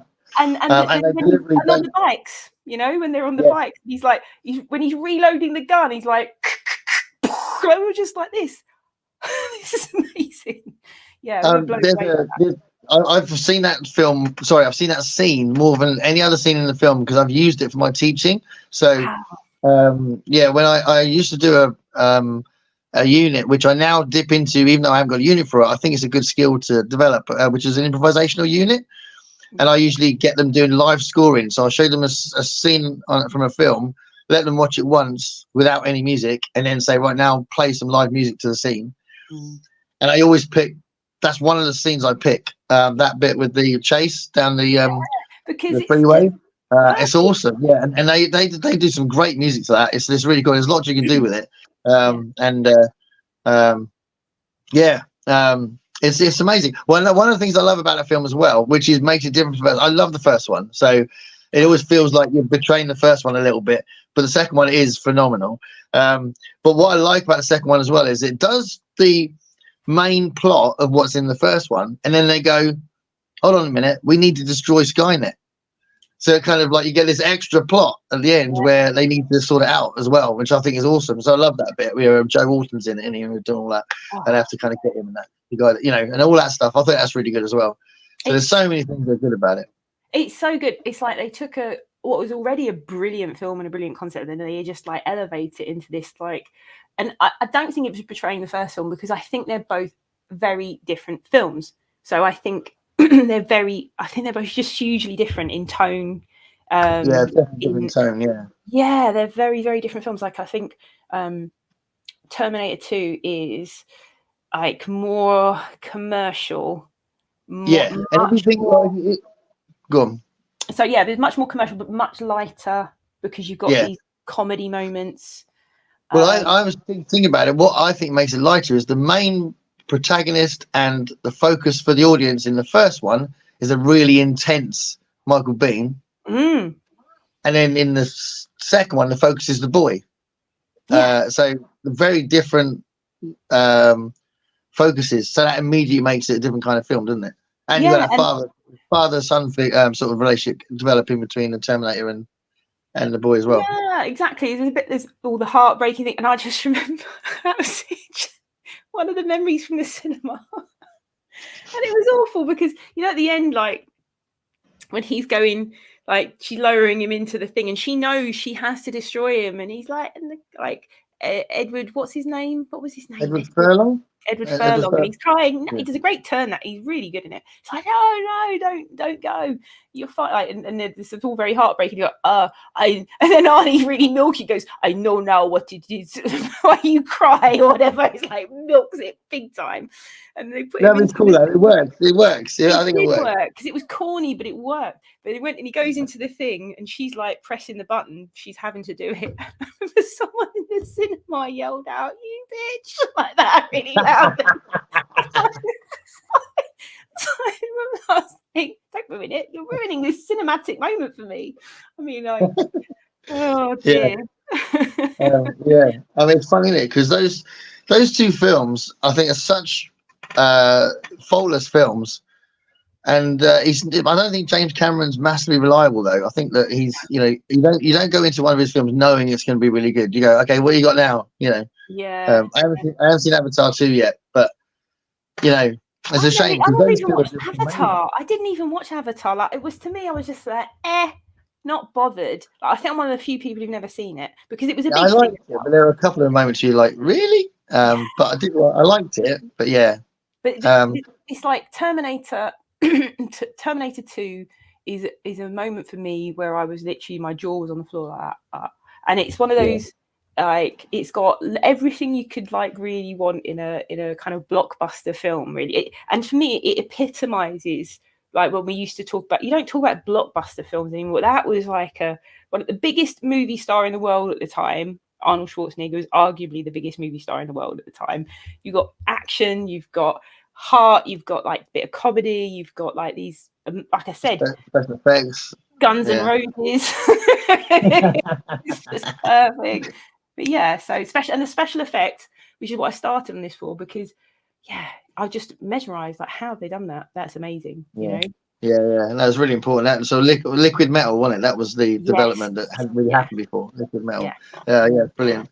All right, we'll get to the comments and then we'll get to your next choice. So what we've got a comment from Peter the Book Lover. Hi Pete. So I really like the part when he walked through the bars in Terminator 2, and there's many other great scenes. Yeah, I mean that's a surprise, isn't it? You don't expect that. That's that liquid metal thing. Yeah, you don't expect that to happen. You're like, whoa, that's awesome. Yeah, there's so many bits like that. You're just like, what? How are you ever going to get away from it? That's the thing. He needed to ramp up the Terminator aspect because he was being faced by a Terminator. And he did, like the other Terminator is a more developed one and it's more scary. And you do think, how the hell are they going to get out of this? Brilliant. Which is true for the first film as well. You do wonder how they're going to get out of it. Relentless. He'll never stop. The only other one I've seen, by the way, is the third one. I haven't seen any of the others, so there's like tons of others, I've seen. and I everyone think hates I've seen them. all of I them, haven't but seen. none of them very memorable. Yeah, I think yeah. I I've was seen almost tempted to see the one with Christian Bale. Amelia Oh, Clark in yes. I think actually, I don't think I did watch that one. The last one I watched was I Again, think she was in it. because she's in it. That's The it. reason why I was tempted. Yeah. I think the last one I saw was with Christian Bale as John Connor. That was the fourth one, wasn't it? Yeah, Yeah. Terminator Salvation, which I've owned for a long time, and I've actually re-bought like twice because I got rid of it. It's like, oh no, I will watch it, and then bought it again, but I still haven't seen it. But yeah, Terminator 2, absolutely incredible. Yes. Al's here. Hi, Al. Hi. Thanks for nipping in. There's quite a few live streams happening today. It must be because it's a Saturday, but Saturday live stream day for sure. Yeah. yeah, I've seen two others earlier, so I don't know if Al was watching those. Don't think he was in. No, I don't think he was in them. But yeah, one of them was MJ, and one of them was a group of people. But yeah, nice to see you, Al. Thanks for popping in. Right, your number 6, is it? 3, 4, 5, 6. Yeah, Number 6. Everyone's going to agree with this. Okay, this one's Back to the Future. Again, my list is very, like I said, it's formative for me. So lots of 70s, 80s films, and Back to the Future was it's one of my if I have a top 10, it's got to be up there. and again, it's this kind of a formative thing where I'm talking about something formative. The time travel is one of my favorite things. Terminator as well. There's a whole time travel. Yeah, that's time travel. Yeah, absolutely. And so, but Back to the Future is probably the time travel, the thing that kicked off the whole interest in time travel and time travel stories. And also, it's just a pretty perfect film, actually, and such a weird one that loads of people turned it down when they went shipping it about to get it made because of the mother-son potential incest. So loads of like producers and like film companies were like, no, like Disney were horrified when they were told like they were like they pitched this film to them. Apparently they were like, so wait, he's got to get his mum and dad together, but because he's back in time, his mum fancies him, and his mum and dad might not together because his mum fancies him. And it's like this whole random thing, and it was really difficult to get it made. And they started making it with Eric. What's his name? Eric, what's his name? Eric. He's in Pulp Fiction. Eric. God. He was almost in The Fly, or was he in The Fly too? He was in Mask. Mask. Eric Stoltz. Eric Stoltz. Why could I not remember that? This is the middle-aged thing. This happens to me lots now. Eric Stoltz. They filmed loads of it with him in, and they were like half it, and they're like, Jack, can I just say, Jack, talking to you about films, I feel like I'm talking to myself. It's awesome. It was such a good combo. It's like, yes, exactly. But they basically filmed loads of it with him, and they were like, no, he's not going to make it. And so the other reason I love Back to the Future is because I absolutely love Michael J. Fox. I think he's so. When I was a kid, I adored Michael J. Fox in anything, and so when they put him in it, it's suddenly an entirely different film. And I think if he puts, I'll tell you what, I do think the one thing about Michael J. Fox is you might think he plays kind of like everyday people, but his screen presence and how he delivers the lines and his body movements, he creates the character of the film completely. Like if it hadn't been for Michael J. Fox, I don't think it would be half the film it is. Like, and we know that because they started filming it with Eric Stoltz, filmed loads of it with Eric Stoltz. And then it's not really working. We need to do something, and then they got and he was already in Family Ties, wasn't he? Could you imagine being No, it wouldn't work. No, but they got him from Family Ties, didn't they? Do you remember? Did you watch Family Ties? So he was still filming Family Ties whilst he was doing Back to the Future. So he was working like 20 hours a day at that point. He was going to Family Ties. They only released him. That's why a lot of the first few scenes are filmed at night because he was like, they had to release him after filming all day from Family Ties to go and film that. And this was him becoming a film star because he was a TV star. And then Christopher Lloyd wasn't that famous either at the time. Christopher Lloyd wasn't, and Christopher Lloyd. He'd done Taxi. He'd done Taxi, and I'm a massive fan of Taxi. His character Jim in Taxi is insane. Yeah. He's like one of the best performers of anything. And he'd already done One Flew Over the Cuckoo's Nest, right? Yeah. But he hadn't done that much though. No.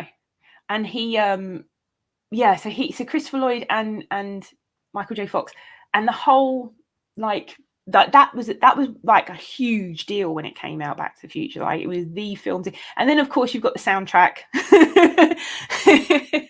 So again, it's like I don't think now you have that. Like when we were younger, you had this whole thing with the soundtrack, Stand By Me. We just talked about all these films, Stand By Me, and you had Labyrinth, and you have Back to the Future, and like the song was like #1 and the film was #1 at the box office, and it was this whole like you were saturated with these films, like they were big, and Back to the Future was that, and we just absolutely loved it.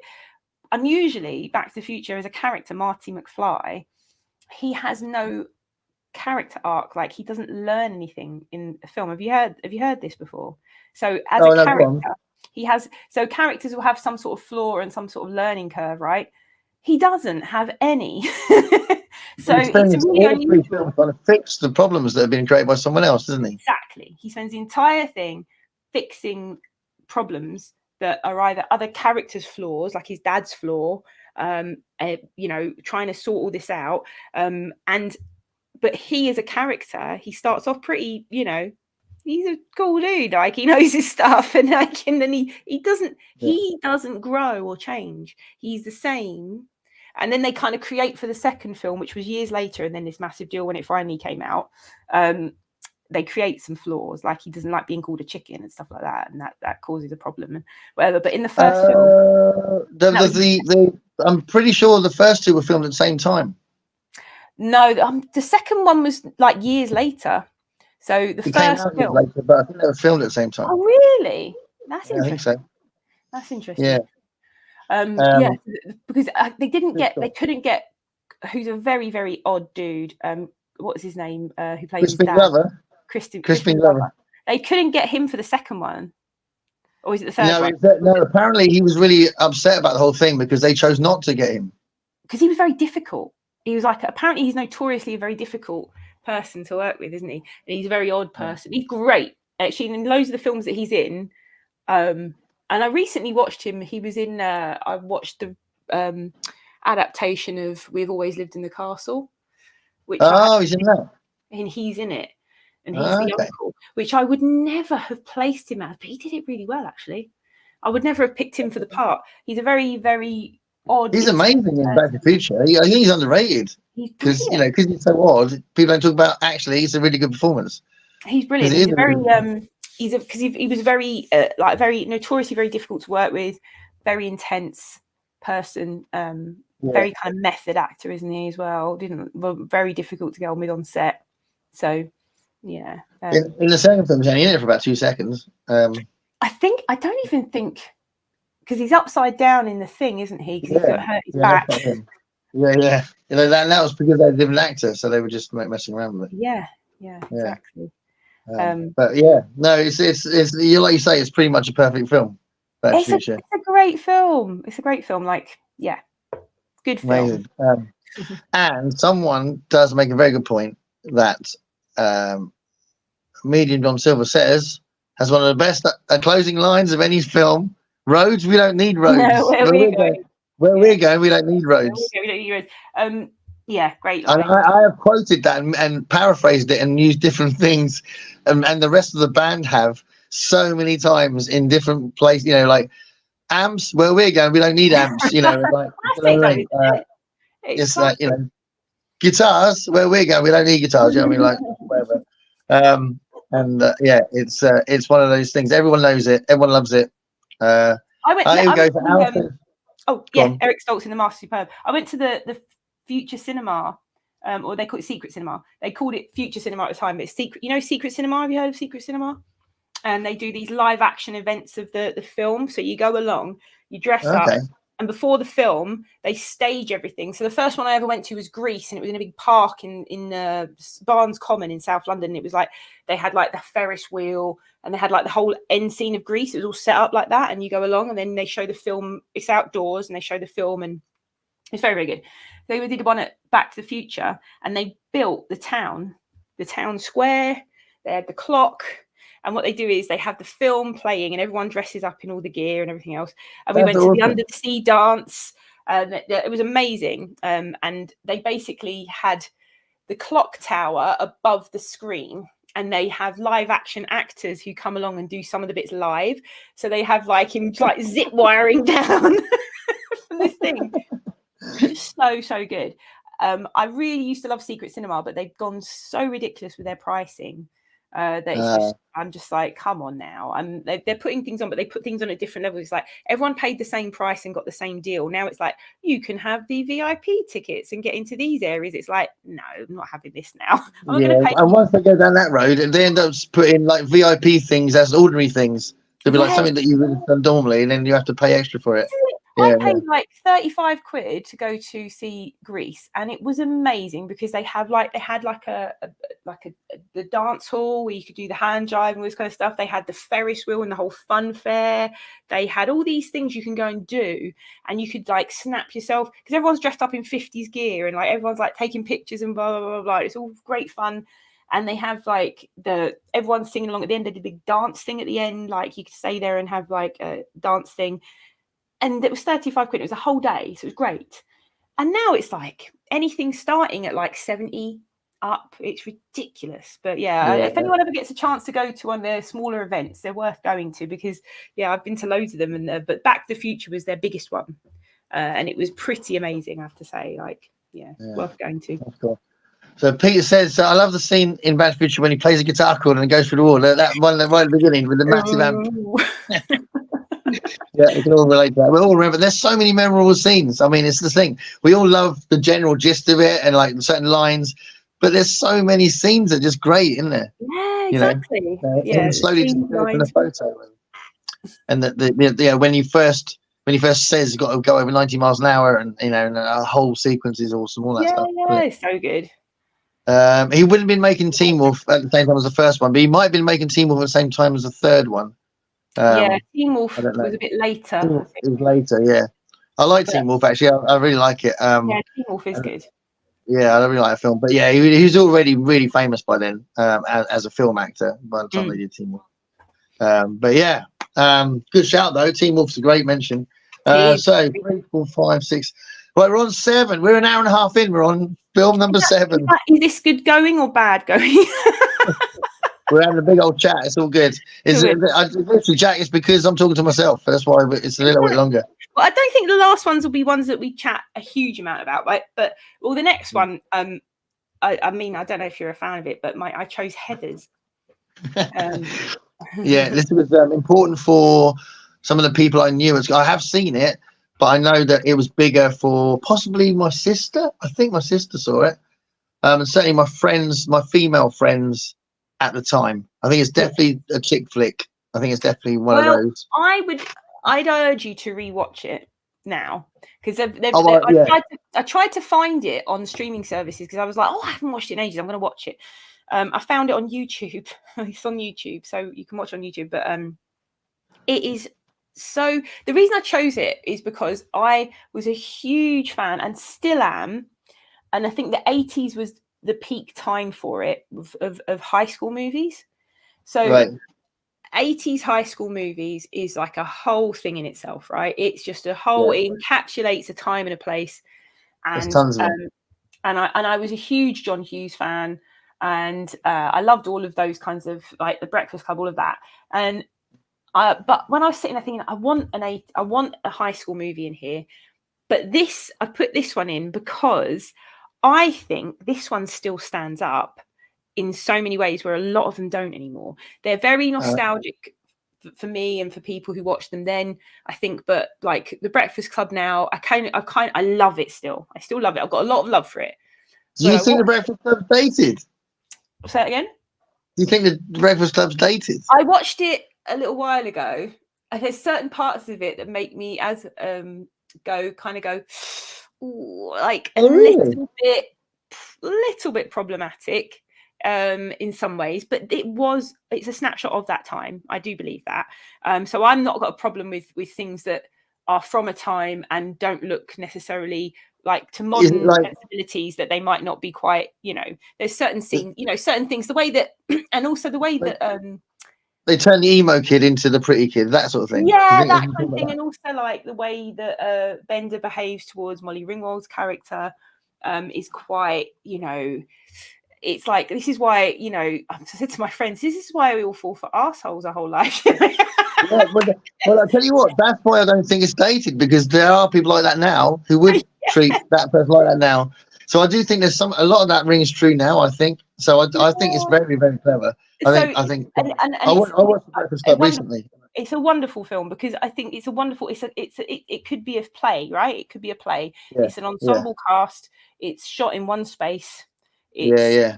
It's a play, really, and it's just Yeah. but Heathers takes what's amazing about all those films. I think The Breakfast Club is my favorite John Hughes film. I love Pretty in Pink as well, but I think of those 80s high school films that he did, I love them. But Heathers kind of looks at that, and it's like, It's like a dark, but it's the dark side of it. Comedy. It's a very, very dark comedy. I don't think it would get made today, because some of the subject matter in it and the things that happen in it, like one of the first things. So if nobody's ever seen it, it's Winona Ryder, Christian Slater, and it's a black comedy, and it's about high school. And if you want to hold it up against all of those earlier 80s films, because this is late 80s, I think it was like 89. Yeah.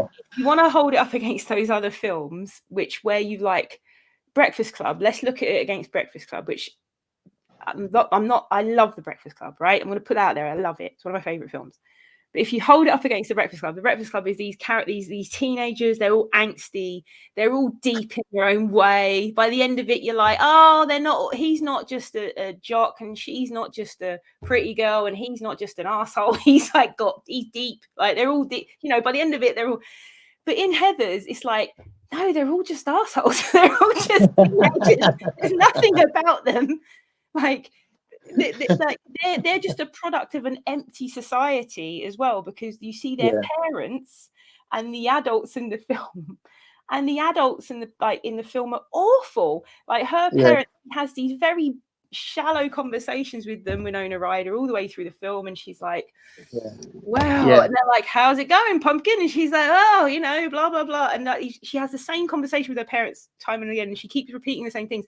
Right, well, lovely, I've got to go, guys. Great pate, but I've really got a motor if I'm going to make it to that dance. And then she's like, great pate, guys, but I've really got a motor if I'm going to make it to the funeral. And she has the same conversation with her parents. Yeah, it's very clever. It's very clever. So the things that are in it are very dark, and it's like high school is, and I think it's why I put it in here, because I'm like, I love high school films. I love them. And I love, my favorite TV show of all time is Buffy the Vampire Slayer. And that is the ultimate high school is hell, right? That's the very obvious thing about it. Like, she goes to high school on the Hellmouth, and high school is hell and full of monsters and what have you. And so the Heathers, I think I put this in because I'm like, if I'm going to put an 80s teen film in, I'm going to put that in because I think it still stands up. It's still very clever.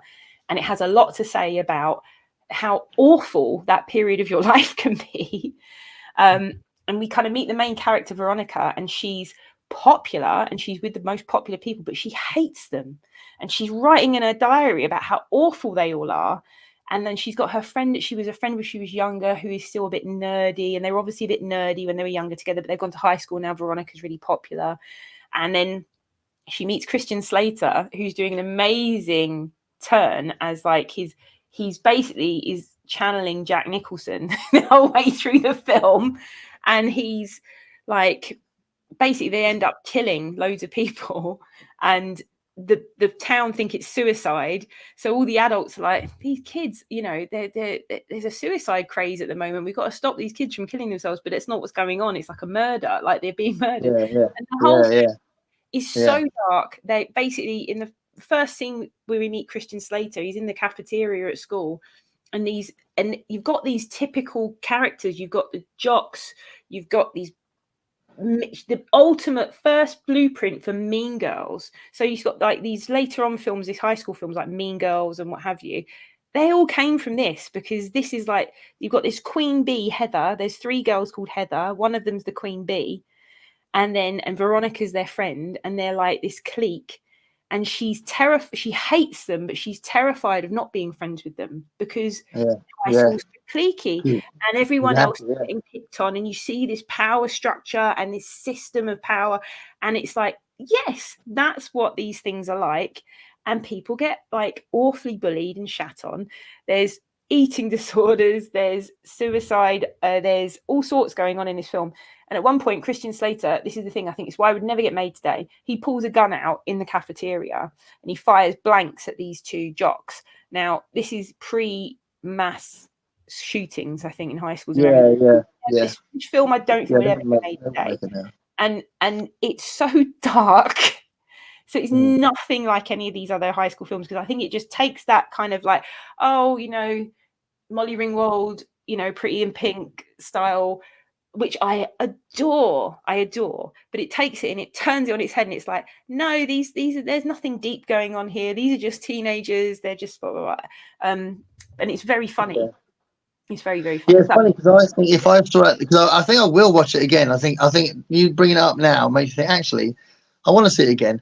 But I bet you now, because I've been a teacher for 16 years or whatever, I'm going to be seeing it in a very different. I'll be seeing it from a teacher's lens, won't I? And I'll probably get frustrated by the fact that I see that kind of behavior all the time, and I'm dealing with depression and suicidal thoughts, all sorts of things every day, and I'll be like, oh, this is horrible, because I'm like, honestly, it's not a sad. It's like it's a black comedy. No. Yeah, absolutely. But I'm just thinking, maybe, I don't know, but maybe if I see it now, that'll be my reaction, because I'll end up taking it seriously. Possibly. But also you might think it's like, yeah, this is spot on. This is quite funny. But there's like, you know, it like, they're like this kind of like teenage Bonnie and Clyde, and like the acting in it's superb. The lines are fantastic. I was rewatching a bit of it tonight, and it is on YouTube if anyone wants to watch it. But what I didn't realize is it was a massive flop at the box office. Like it was. It's quite like a cult classic, isn't it? It's like a cult classic. And I didn't realize the guy who directed it, because the guy who wrote it, he wanted Stanley Kubrick to direct.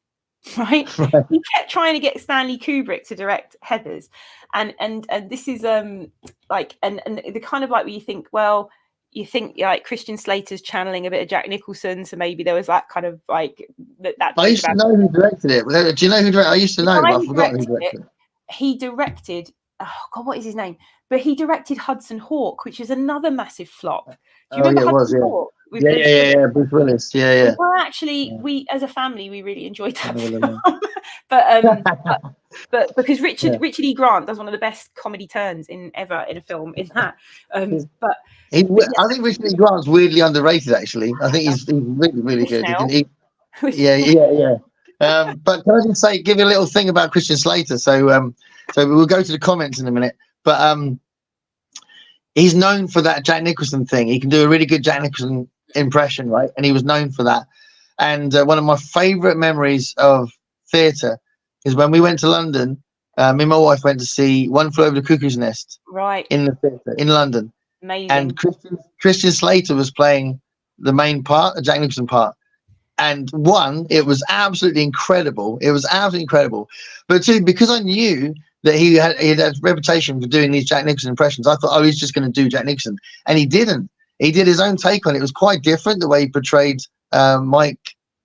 Is it Mike? Somebody? I can't remember now. That's really interesting, isn't it? That he's purposely good. Yeah. I saw him in the stage as well in London, in West End. But I saw him do Glengarry Glen Ross. Oh, wow. That's awesome. It was awesome. And the guy who was playing opposite him was, do you remember what's his name? So it wasn't this guy, but it was his brother. So the guy who was in Ashes to Ashes, Philip Glenister, his brother was. Yeah. Oh, okay. so his brother, and I can't remember his brother's name, that's why I said his name. I was like, oh, his Glenister, but his brother was the guy in Ashes to Ashes. Anyway, but so he was playing with the opposite him, and Matey had the Glenister guy had a massive meltdown on the stage where he completely forgot his lines. No way. And they had to bring the curtain down, right? And we thought he was ill, and that curtain was down for about half an hour. You could see he was struggling, and the curtain went down, and half an hour, and everyone's just chatting. They're like, ladies and gentlemen, like, remember the cast has been taken ill, whatever. And I don't think he'd been taken ill. I think he just completely lost, he got stage fright. He got massive, right? And Christian Slater came out onto the stage in front of the curtain. He went, right, ladies and gents, hi. He said, like, we want to carry on. We've got an understudy, but he'd have to have I hope you don't mind, if you want to carry on, he's going to have the script, because he's not got the script down yet, but he's willing to do it. Do you mind if he comes on and the understudy does it? Because do you know how many lines there are in that? Like, that is like fast dialogue heavy, like mad. Yeah. So that's what happened, and that's amazing. We went to see him in it, and Christian Slater was brilliant. He was brilliant. I was absolutely mesmerized. It was an amazing performance. And actually, I don't know if you're a fan, but the person who played Billy, who is such a key part of One Flew Over the Cuckoo's Nest, that was Mackenzie Crook. Oh, I love Mackenzie Crook. I saw him live on stage as well. He's brilliant. He's so good. Do you love what's the Detectorists? Yeah. I didn't double check his name actually, and I just looked up Detectorist. But and obviously The Office. But yeah, he was brilliant as Billy. And who played Billy in the film? It was the guy who was in Lord of the Rings as well. Yes. He always plays villains. He was Charles Play guy as well. He's a brilliant actor. Not his name, but he's a brilliant actor as well. My mind for names is just like ridiculous. I've lost it, and he's such a brilliant actor, and he was amazing in the film. But anyway, so I just thought I'd chuck that in there, that Christian Slater was amazing, and clearly you saw him in Glenn Ross. I'm a big fan of Christian Slater. Like, I was at the time when I was younger.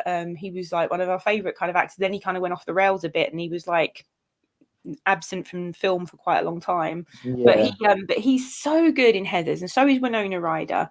And I think it still stands up really well. And you've got like the visuals in it. It's just visually a really striking film, and it's very dark. And some of the lines in it, you watch it and you're like, because they're really like, the things they say are just brilliant. It's brutal. It's a brutal film. So I'll tell you what, with Winona Ryder, I think because she's a part of our childhood and we kind of take her for granted. I didn't even have an opinion about whether or not she was a great actress or not. I just thought she was cool, and I just really liked her.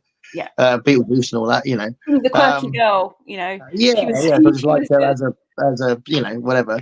But actually, I think she's a really good actress. And what she's done in Stranger Days, she has to do loads in Stranger Days. So they have to get really, really intense. Yes. Stranger Days, Stranger Things. Yeah. No, she's wonderful, and I'm glad she's having a bit of a revival, because she. It's nice, isn't it? She went through that depression and stuff as well, didn't she? She went through a lot of it, didn't she? And she's but she's like in Heathers, and that's the other thing. Heathers, there's a musical. There was a TV show which flopped, spin-off, but the musical, I know the musical's hugely popular. I've never seen it. But it's been running for years now. It travels around the country, and it's very, very popular. And they think they've just made a film of I think there might be a film of the musical. I'm not sure. No, that rings a bell. Yeah, maybe. Yeah. Or they filmed the live one, and you can get the live one. You can watch it. But basically, it's really, really, really popular now, and it's a cult classic, which I've loved it like since I was younger. So like to see it get this sort of like accolades it has now, like people really like it's well regarded in the sort of team. I'm gonna watch it again. Do watch it again. I'm gonna watch it again. Message me to say. Yeah, I will. Yeah, I remember actually there was a guy in my childhood. I might have mentioned him in a video ages ago when I first started my channel. I started the BookTube end of my channel 3 years ago. I might have mentioned this guy because he really changed me as a person, because he kind of educated me on stuff, and he was the same age as me, but he was just a lot more knowledgeable about stuff, and he loved Heathers, so it just made me think of him. It's I think it's got to be like it's up there like as just a great film, but also in terms of high school films and famous high school films, it's up there for sure. It's like probably one of the best ones ever. Yeah, and very different. Right. MJ's here, so Hi, MJ. it seems strange to say this after I've noticed she's been here for a while, but we've been chatting. But over to the comments, we go, MJ's here. So hi, MJ. Thanks for popping in. You missed some things that I reckon you probably would have loved. So check out the early part of it, and you can see us talk about Labyrinth for a start, but lots of other things. So yeah, thanks for being there. It's brilliant. And then me and John Silver said, I don't know, Heathers, if I were to choose a movie that takes place in high school, I'd probably choose Grosse Pointe Blank. Yes. Oh my God, that film is so good. Yeah. I love that film so much. And then he's got, because he graduated from Grosse Pointe High School. Oh, wow. Amazing. That's amazing. Yeah. I think that's another film that I have already seen it about half a dozen times. I could watch that forever. I love it so much. Yeah, because one of my one of my brothers, that's one of his favorite films. It's a great Cusack turn, isn't it? It's like it is, but also a really underrated actor is a really good performance from Jeremy Piven. Oh yeah, Jeremy Piven is great. Yes. He's hilarious in it. He's just running along with it. He's like, oh yeah, I'm a hitman. Oh, okay, cool. It's just brilliant. That's such a great film. Cool. If anyone watches this have not seen Grosse Pointe Blank, which is possible because the ones we're mainly talking about are huge films, but you might be under the radar with Grosse Pointe Blank. Yeah, and Minnie Driver, isn't it? And yeah, who's hilarious in it. Yeah. Yeah, brilliant, awesome. Pretty I mentioned that. Yeah, Heather's a good one. There we go. Emma said Heather was amazing. I'm red. Yeah, so it's this guy. The domination. They play this random. They're constantly playing croquet throughout the film, which is just a random thing. And there's lots of color. Color's a big thing in it. And one of the Heathers is red all the time. One of them's green. One of them's like Veronica's blue. One of them's yellow. And there's kind of this domination thing. And the one who's red is the one who's the boss. So like, yeah, it's visually and. There's so much going on in that film. Like, watch it. I want to hear what you think about it. I do. Yeah, I'll watch it again. It's a long time since I've seen it. Westerberg High School in Heathers was named after Paul Westerberg. Paul Westerberg, of course. Did some cool solo work as well. He was from The Replacements. And Winona was a big fan. There we go. So that's cool. Nice little factoid from MJ. Yeah, I haven't seen Winona Ryder was hired for the film because the director loved Beetlejuice. So he hired her, but originally they thought about casting. Who was it they thought about casting for it? I can't remember. But basically, she got hired because of Beetlejuice. She suggested Christian Slater because Brad Pitt. They were going to talk about casting Brad Pitt or someone like that, like for it. Who I didn't even think was that famous. Was he famous enough for it? No, he wasn't. But he was doing a lot of I think he was. There was like some I've watched some stuff on it, and it was like, oh, I might have cast Brad Pitt for it, but he wasn't famous at the time. But Christian Slater, she recommended him, and then the lead Heather, the queen bee, queen bitch. She was his Christian Slater's girlfriend at the time, or somewhere he had gone out with her, and he recommended her. Shannon Doherty's in it, and she's probably the most famous of the ones who are in it, aside from Christian Slater and Winona Ryder. Yeah, Beverly Hills 90210 had been out by then, hadn't it? Yeah, she was famous at that point, and but apparently she wouldn't. She was supposed to dye her hair blonde, and she refused because they wanted all the Heathers to be blonde. That's amazing. Yeah. And there's loads of references to it now because I saw I watched I can't resist a high school film, and there's that one that's on at the moment and it's time travel and it's high school and it's like time traveling back to the 80s. There's a film on Netflix. I can't remember what it's called. It's a recent release. So I watched it and it's all right. It's not great. But at one point she goes back to the 80s and she has to save her mum from this serial killer, and her mum and her friends are the queen bitches in the high school, and they call themselves They call themselves the Mollies instead of the Heathers because they all dress like Molly Ringwald. That's cool. I haven't seen that film. Yeah, but it's not great. Cool. But it was just the references are still there, Yeah. So Peter says, I haven't seen the movie Heathers. It sounds interesting. I hope it's still available on YouTube. So So Peter Booklove's going to have a look. That's cool. Both incredible. But great ways to see Christian Slater live. I wish I had the money to go to London to see these big film actors do. I mean, there was a time, I don't know if you would have seen this, but there was a time when Ian McKellen and Patrick Stewart were both doing West End shows together, weren't they? Yeah. That would have been amazing. I couldn't afford it, but that would have been amazing. It's so unaffordable now, theatre. It's just like a once a year kind of thing if you can afford it. But yeah, that's Glengarry Glen Ross and always be closing. Yeah, coffees for closers. Is it coffees for closers? Second prize is a set of steak knives. Yeah. Yeah, Brad Pitt's. Yeah, that was the thing. He had a small role in Thelma and Louise, and that was it. He was noticed, wasn't it? It's probably like a year or two after that. Because he was. I remember the first time I saw Brad Pitt, and he was the Levi's model. You know, he was in one of the Levi's ads. Yeah. He was. Are you saying that Heathers was after Thelma and Louise? No, it was before. Right, the other way around. Yeah, because Thelma and Louise was when he first got noticed, wasn't it? Because they always talk about that. Of course, they that was the moment when they're like, "Who is this guy?" It was a very small part, wasn't it? But it was big enough for him to get noticed. That's a great film, actually. I think Thelma and Louise. I haven't seen it for a long time. It's a great. Ridley Scott, isn't it? Yes. Interesting.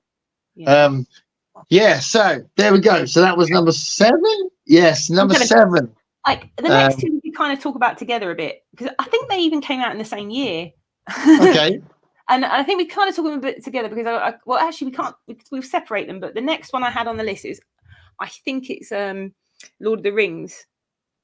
Okay. Is that the next one I have on the list? I think that is. We can talk about it now if you want. It's all about Watership Down. I had Watership Down. So Watership Down, and I put that on there because I wanted to put an animated film because I do love animation, and this one was like it's like talking to myself. It's like talking to myself.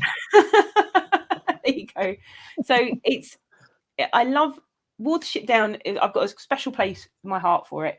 It's like everyone's like, oh, is it about bunnies and what have you? It's like it's horrific. Like it's very, very dark. I always remember crying for ages and ages and ages in the cinema when Hazel died. Yeah, I was so upset. So upset. Yeah, Art Garfunkel. Oh, it'll kill you every time. But so what I love about this is it's a film that me and my younger brother absolutely loved. We loved it. We watched it over and over whenever we could get it out. Like she had to go and rent it. Like to get and rent the video. Yeah, my copy, the copy I had was didn't have I don't know if you can imagine this. It was a box that didn't have an extra box around it, if you like. It was like a paper box. Cardboard box. Yeah. It used to be like cardboard sleeves, and you could like take them out of the top, or you take them out of the side. Yeah, that was my Watership Down. Yeah. Oh, we had it. I loved it. So, is it a film that you loved as well? Then. Yeah. It really did impact me. It really did. I mean, like you say, I've always been a fan of animation, so obviously that's an intensely serious film, and it's unusual to get an animation film that serious. So I think it did shock everybody. Let's take the kids to see Watership Down. And it's like this really intense film. So yeah, and I know that year, my mum bought me the vinyl soundtrack as well. And even though I was a kid, I was very young when it came out.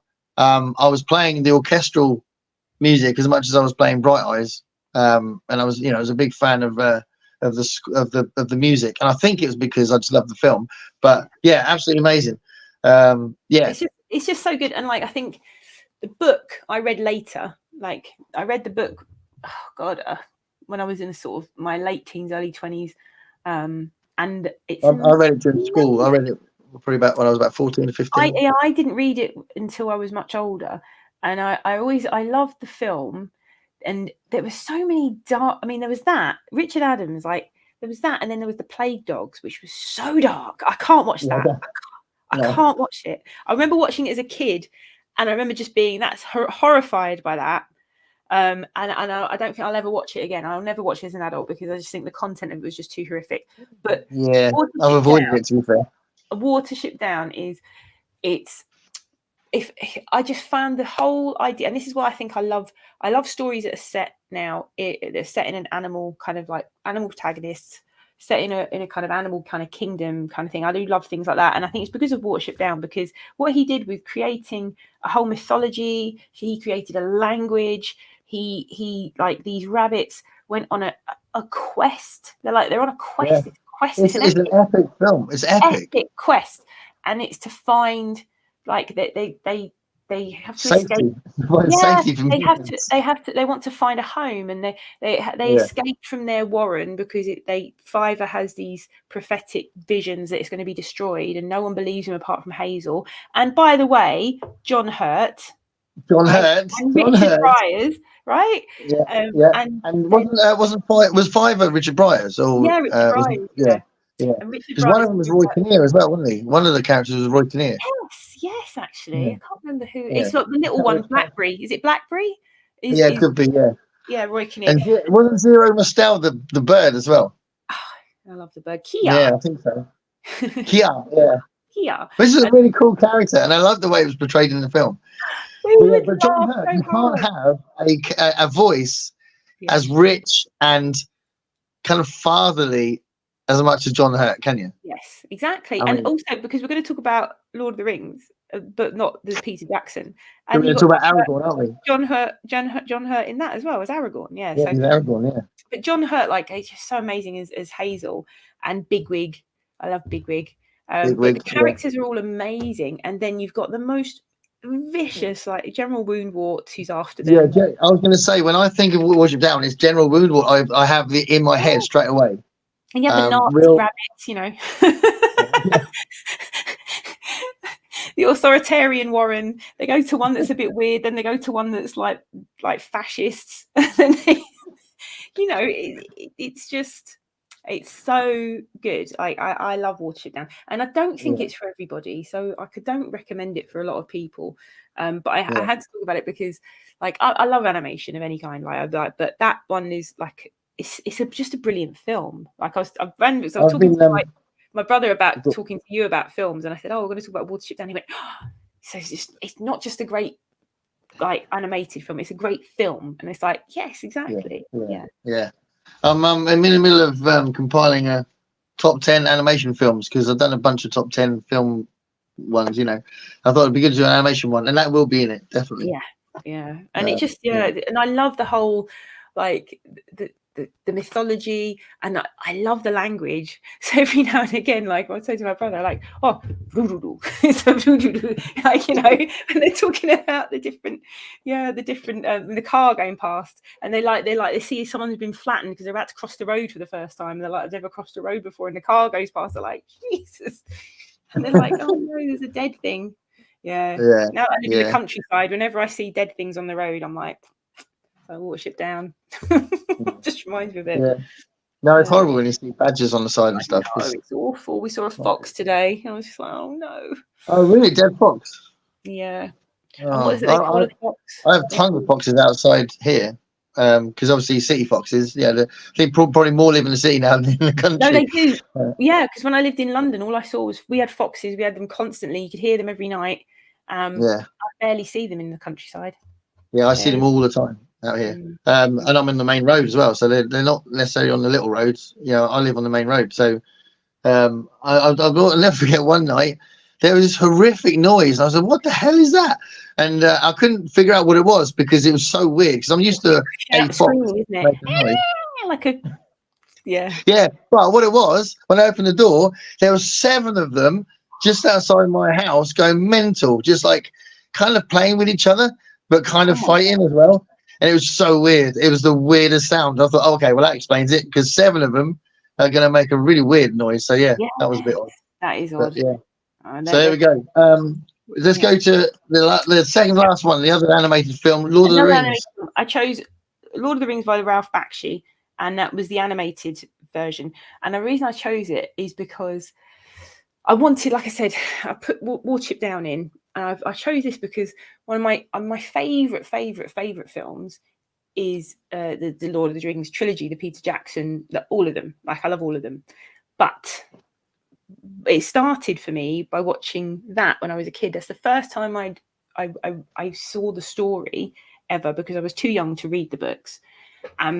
My brothers loved it. My mum loved that animated version. And it's not perfect. Like, there's a lot wrong with it. It wasn't finished. But it's my first experience of that story ever. And so it's in here because I'm talking about formative films. That's a very formative film for me because I No, you know, I can relate to that. I can totally relate to that. I think yeah. it's like you. I read it a little later, so I read Lord of the Rings when I was 15, and Lord of the Rings came out when I was a kid. So I read it a few years later, and it is the image you've got. That's all you've got of Lord of the Rings, and there's no other alternative. And they did some things that were really good. I mean, there were some really weird choices they made, like the rotoscoping on the orcs and stuff like that. I was just like, just looks odd. And a few, and it's a shame it was only halfway through book 2 and things like kind that. of run out of money. But they did make a decision that they wanted to make a second one, but it didn't make enough money to make a second one. That was what the problem was.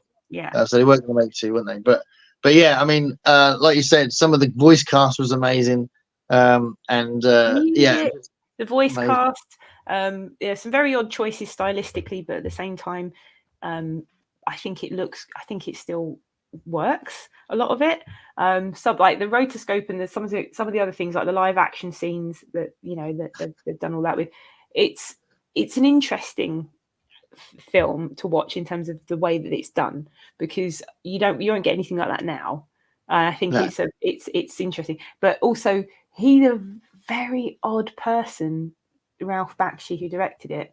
Really interesting. If you look at his career, really interesting career. Really, definitely a maverick, and definitely someone trying to push the envelope all the time. Yes, yeah, and I think the whole idea of the rights to the Lord of the Rings, I think there were issues around it and getting the right production company and everything else, and there were issues from that then fed into later issues with the films later on, to do with like the Hobbit, the remake, which I'm not a fan of the Hobbit movies. I love I love the Lord of the Rings. I really wish Peter Jackson had. Well, I wish that Del Toro had done it. Who was the first director for the Hobbit. I wish Guillermo del Toro had done it, because it would have been amazing. Yeah. But the fact that he left the project and Peter Jackson took it over and said, "Oh, I'll do it," because he was producing it, wasn't he? It's such a shame that he said, "Well, I'll make it linked to the others. I'll make it into 3 films." That's just why. Why? Completely. It's just like it's a completely different book. It's a completely different book. And and I went to see. I think I went to see the second one in the cinema, because I didn't see the first one, because I was like, I'm not interested actually. If you're going to do this, if this is the first of 3 films, I just feel like you're just milking, milking it. Yeah. And I went to see the second one because someone said to me, "Oh, the first one wasn't that bad." I was like, "Oh, okay, maybe I'll go see the second one." I was like, sat there in the cinema. I think it's the second one that's mostly made up. I think that's the worst one for the stuff they just added. It was awful. We were sitting there with one of my brothers, and we were sat there. And my mum and dad came with us, and because they're really, this is when they could go to cinema. They can't go to the cinema anymore. They're just like, my mum's almost completely deaf. My dad's just, he's a nightmare to take anywhere. But they're sitting there and they're loving it. They're like, la la la, chatting away. What's going on here? That's the sort of thing they're doing. It's like, all right. So me and my brother are sitting there watching it, listening to them 2 talk, and we're like, shh, shush. But we were watching it, and there was a moment I was like, how many times are they going to do this slow-mo battle thing? It's like they've been thinking, why are they doing that for every battle scene? It's just like awful. It's such a shame. And what's weird is that it's the same people that did some incredible decision-making and incredible filmmaking for the Lord of the Rings films. Those films are insane. They're amazing. It's just like, it goes beyond what you'd expect a great set of films to be. It's just like, that is just a moment in time that these 3 people, Peter Jackson, his partner, and Fran Walsh. It was Fran Walsh's partner. You know what I mean? Something amazing. Those 3 people, but it's so many Boyans or something. They did like an insane job for Lord of the Rings, and then they just crap all over the Hobbit. They have one film. Make it funny, make it light and fluffy, make it for 8-year-olds. Yeah. Make it like the book The Hobbit. Yeah. Instead of like having like this like love story between this elf and this dwarf at one point. I was like, that could only be because they thought there's not enough women in it. And that's fine. That's a good criticism. But Don't do that. No, exactly.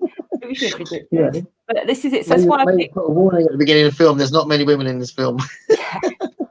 This is why I've picked Lord of the Rings, the Bakshi thing, because it's kind of like the starting point for me. But pinnacle of any sort of any fantasy films really for me are the Lord of the Rings, Peter Jackson trilogy. They're just, I could watch them, and they're my kind of comfort watch. When you're not feeling well, you need something. Just put that on. Yeah. I think I will end up, if I do, I probably will do my version of Desert Island Flicks, and I'm pretty sure I'll choose Return of the King. Yeah, I couldn't pick between. I think I couldn't pick between the three of them. Really, in terms of if I had to pick one for this, that's why I went for the Bakshi.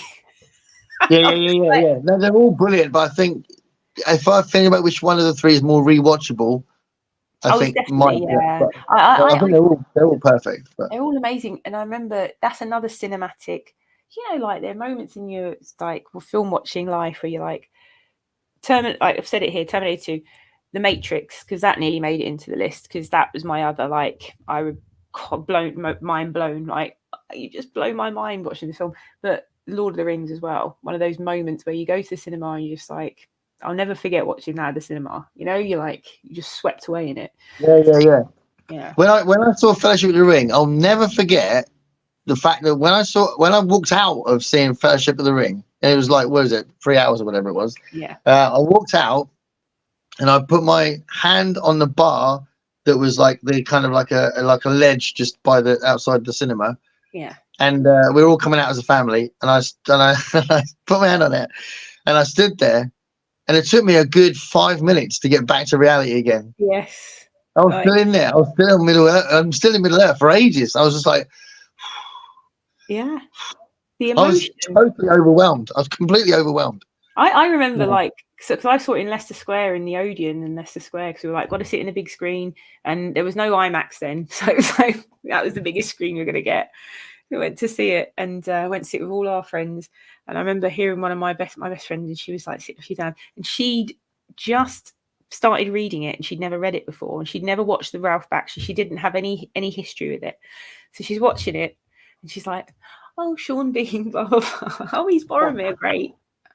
And then finishes and he gets killed, and I just heard her go. I just heard her gasping, and I was like, And then these other two, because there was like a whole group of us going to see it, and these two guys who we were friends with back then, and one of them, this guy Ian, not a fan of Lord of the Rings, just like this guy, he was Geordie, and I just remember it finished, and he went, "That's a bit of a shit ending, like."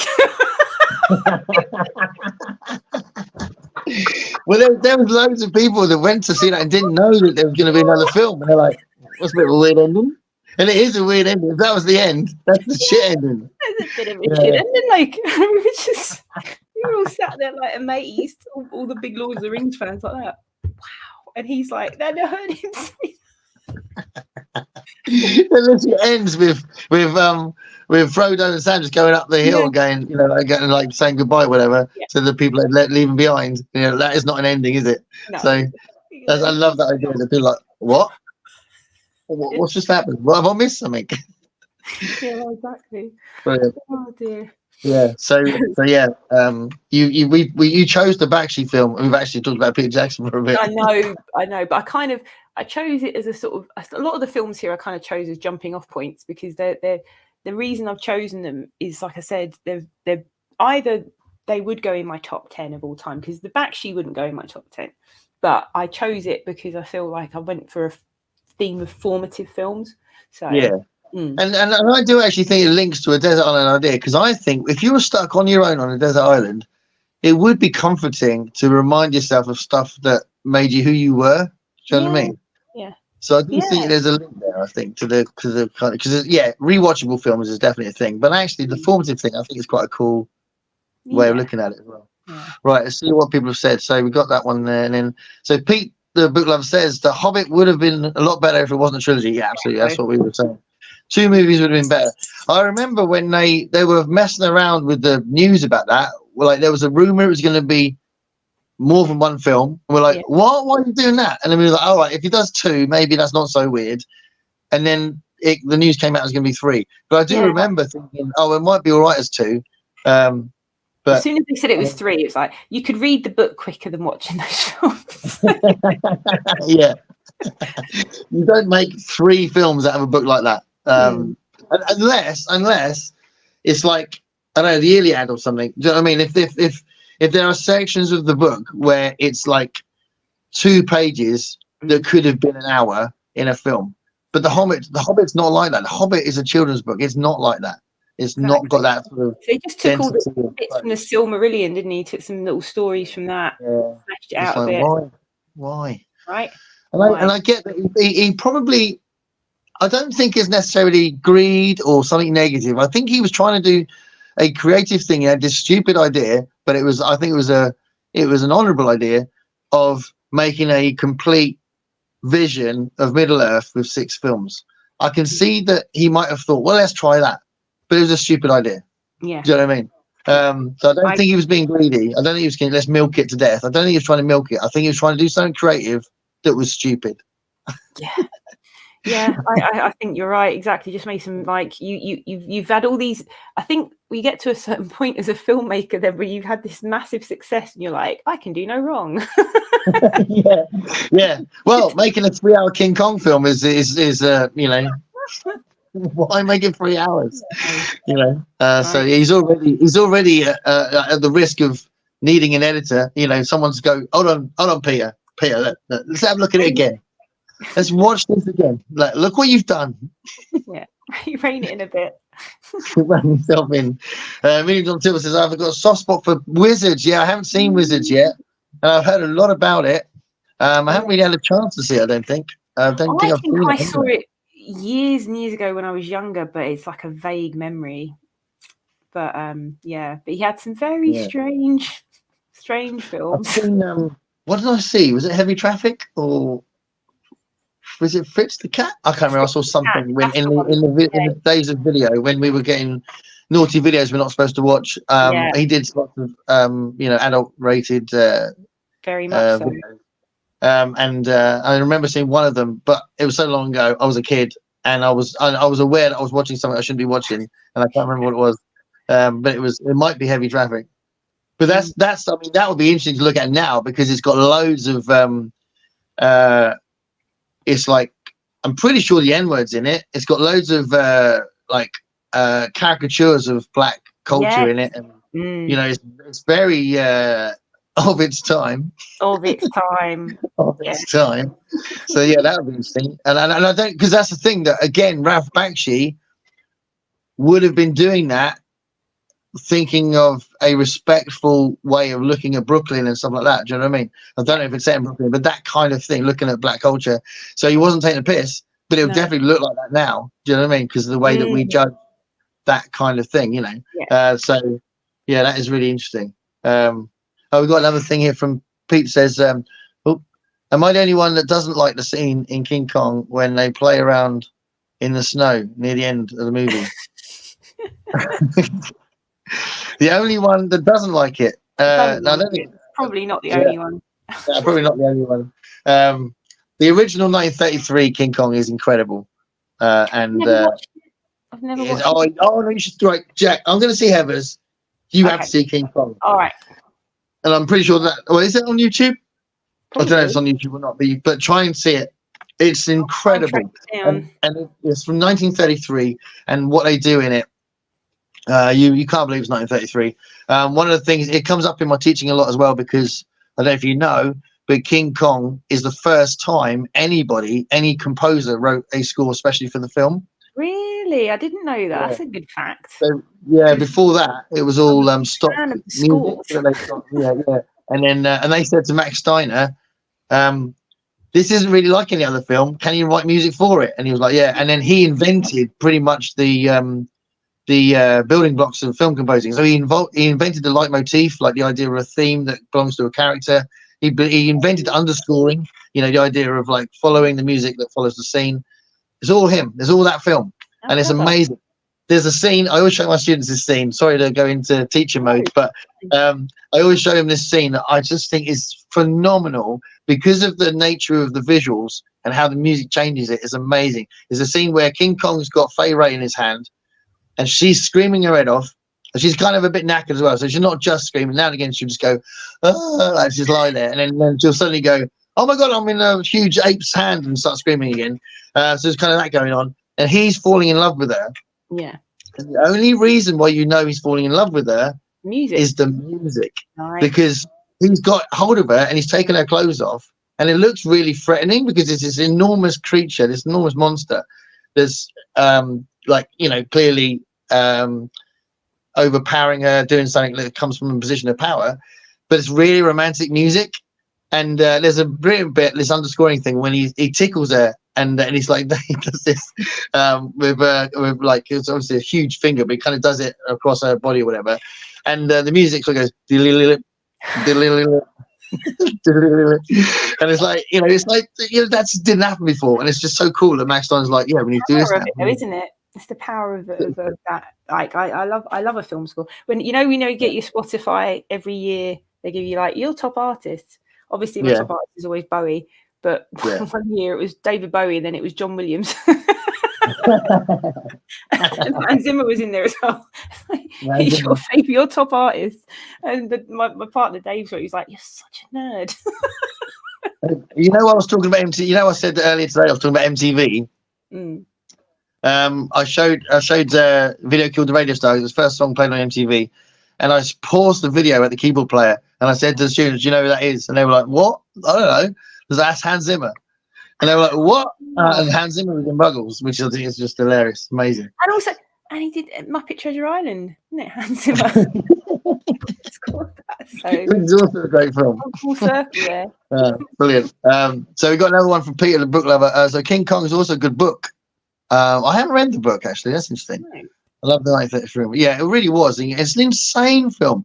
Yeah, we talk about films that, like, you talked about how Terminator 2 did things that hadn't really been done before, and It's a Wonderful Life is going to be like an evergreen film because it does things that really hasn't been repeated again. King Kong's like that, you know. There's loads of monster films that try and do what that does, but it's 1933, and like you just didn't get anything like that. I mean, that's so early. That's like it's been amazing to see. Can you imagine how much mind blown people would have been watching it? Yeah, people were still freaked out by film as a form, let alone something like that. You know what I mean? Amazing, absolutely amazing. Right, so we got one film left. One film left, and I put it in because I have to put in a vampire film. And you know, there's plenty. Like you mentioned Near Dark earlier. That was a big film for me and my brothers watching that. But I've put in The Lost Boys because, of course, like, you know, it's, you know, I loved it so much, and I still love it. I watched it recently with some friends actually that came up. Some of my friends from the same friends, the Stand By Me friends. With Lost Boys was a big film for us, and the soundtrack we had I had it on cassette. Lost Boys on one side. Actually, it was my brother's. I stole it from him. He had Lost Boys soundtrack on one side, and he had Fright Night soundtrack on the other side. Oh, I love Fright Night. I love Fright Night. Yeah. Fright Night, awesome. And also I like the second Fright Night. Very different film again. yeah. Very good. Hasn't got Rolling Down. I haven't seen it in years, but yeah, very good. Also, I quite like the remake. Sorry, you're getting off topic of Lost Boys, but I quite like the Fright Night. I saw the Fright Night remake. Colin Farrell. I haven't seen the remake. Right. I wasn't keen on watching it, and then I was round at my brother's, and he was like, "No, have you seen it? Let's watch it." And we watched it, and I was like, "Do you know what? This reminds me of." I said, "I'm really enjoying it." More serious. It reminds. It's much more. It reminded me of Buffy, and I'm a big Buffy fan, right? So it's kind of like Buffy, and then I don't know. I'm getting Buffy vibes off of it, and one of the writers. Buffy might have been influenced by Fright Night. Thinking about it, one of the writers for the new remake of Fright Night was one of the Buffy writers. So right. There you go. But I quite enjoyed the remake. But yeah. So Lost Boys, getting back to that, was because we were all big. Like when we were kids, we were big. You know, Corey Feldman, Corey Haim, that kind of fans of them. And yeah, it was just like a big film for us. And we loved, like I said, the soundtrack. It's very cheesy. It's a little bit, well, I don't think it's scary now, but we found certain parts of it scary when we were younger. I don't think it's as scary now. but I think the whole aesthetic of it's awesome. It's very 80s. Like you watch it now, it's like it's a very 80s film. Kiefer Sutherland again, awesome. Diane Weiss, she's very good in it. Yeah, she's really good actually. She's really good. And the whole twist at the end, spoiler alert for everybody, but you know, why it's called The Lost Boys, you know, these kind of like eternal Peter Pan, but they're vampires, this whole idea of it, like, and they're kind of, they've got their father figure, like, oh, we thought we killed the head vampire. Oh no. Which is great. But yeah, so I've put it in there, and I do love The Lost Boys, and it is a rewatchable film for me, big time. But it's there because it's kind of like the first role, I think that and Fright Night probably, but Lost Boys was more kind of, I think, more like one that me and all my friends watched together, as well as like family and stuff. So I think it was one of those films that's kind of like, you know, you and all your friends watch it, you've all listened to the soundtrack, you all know the, you know, every word. We still occasionally say it to each other, you know, say lines from the film to each other. So it's one of those. But it's there mainly because of the whole vampire connection, because then you get this kind of lifelong love of these like vampire books, films, movies, TV. So yeah, kind of probably started there really, I would say. I've got 2 vampire films that I've already talked about Near Dark, so I really love Near Dark a lot. It's one of my favorites. Yeah. But I've got 2 more vampire films that I really love. See if you know these and like these. Let the Right One In. Let the Right One In. Yeah, I've never watched it, but I know of it. I've never watched it. Oh yeah, definitely. It's a really, really, really what's the word? Melancholic film. It's more than just serious. It's quite melancholic, but it's beautiful. And well, I say beautiful. It's quite ugly, but it's beautiful in the sense of the way the kids are portrayed is really real. You know, the acting's incredible and all that sort of stuff. So yeah, that one, and the most definitely one of my favorite horror films, but definitely I think one of the most intense horror films I've ever seen, 30 Days of Night. 30 Days of Night, yes. God, I haven't seen that in years. I watched that. I feel like I've only watched it once, but I remember it really intense. It is intense, yes. 30 Days intense, yeah, I love that. Yeah. So yeah, very good. And vampires, you know, James Woods, vampires, and oh yeah. That one. Yeah, I feel like a bit by then John Carpenter's kind of, I don't know, it's a weird one because he got into this phase of doing films that were almost like, oh, let's do this for a laugh, that kind of thing. Whereas his early films seemed to be more high concepts, or it seemed to be that he was taking his job more seriously, maybe. I don't know. Yeah. But just having a laugh. But yes, I find like the whole, because John Carpenter could have films on my list. Talking about like you know, we talk about directors and films that could have made the list, and then directors that you love. So The Thing, obviously, it's like it's just up there.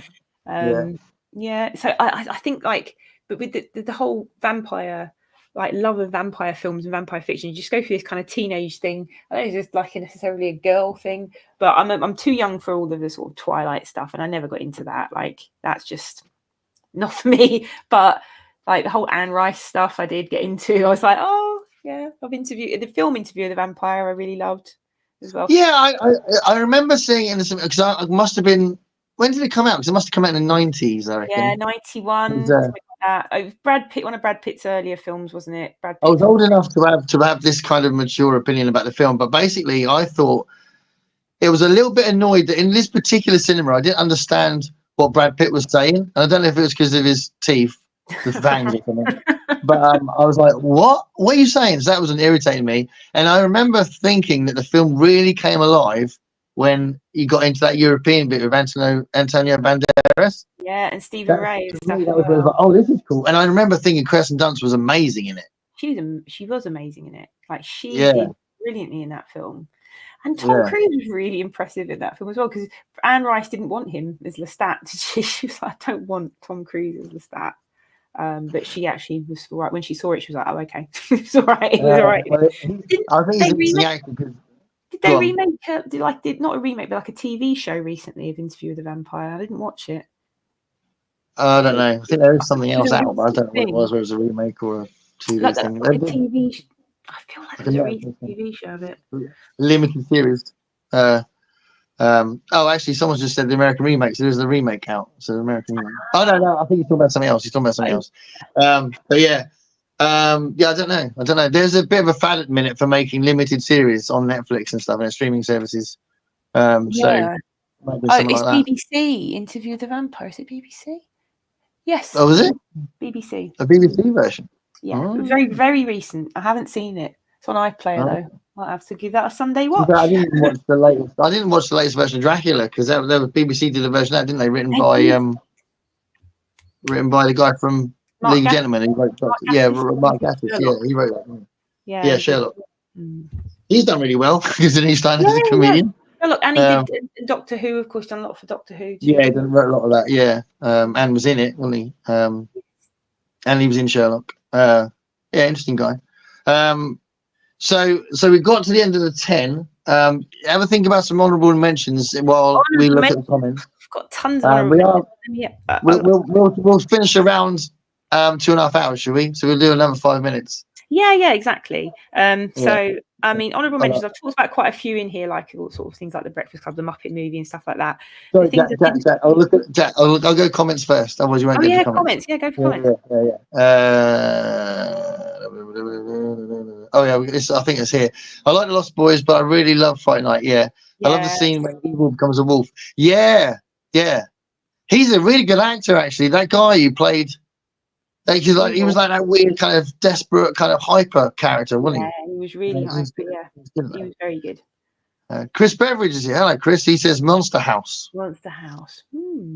Animation film, isn't it? About the house yes. I think I'm thinking of the one. Yeah. And Moyd's here. Moyd's caught another one of these. Awesome. He often comes to these ones. That's cool. Moyd, I'm going to say again, if you want to be a guest, then I would love it. So many great vampire films, but Let the Right One In is my favourite. Yeah, it's quite special. Let the Right One In, Jack, as you haven't seen it, it's unlike any other vampire film. It's unlike any other horror film, really, because it's so sad and it's got this really unusual tone to it. Melancholy. Yeah, but in a darks like that. I think Near Dark's like that. I think Near Dark's also really cool.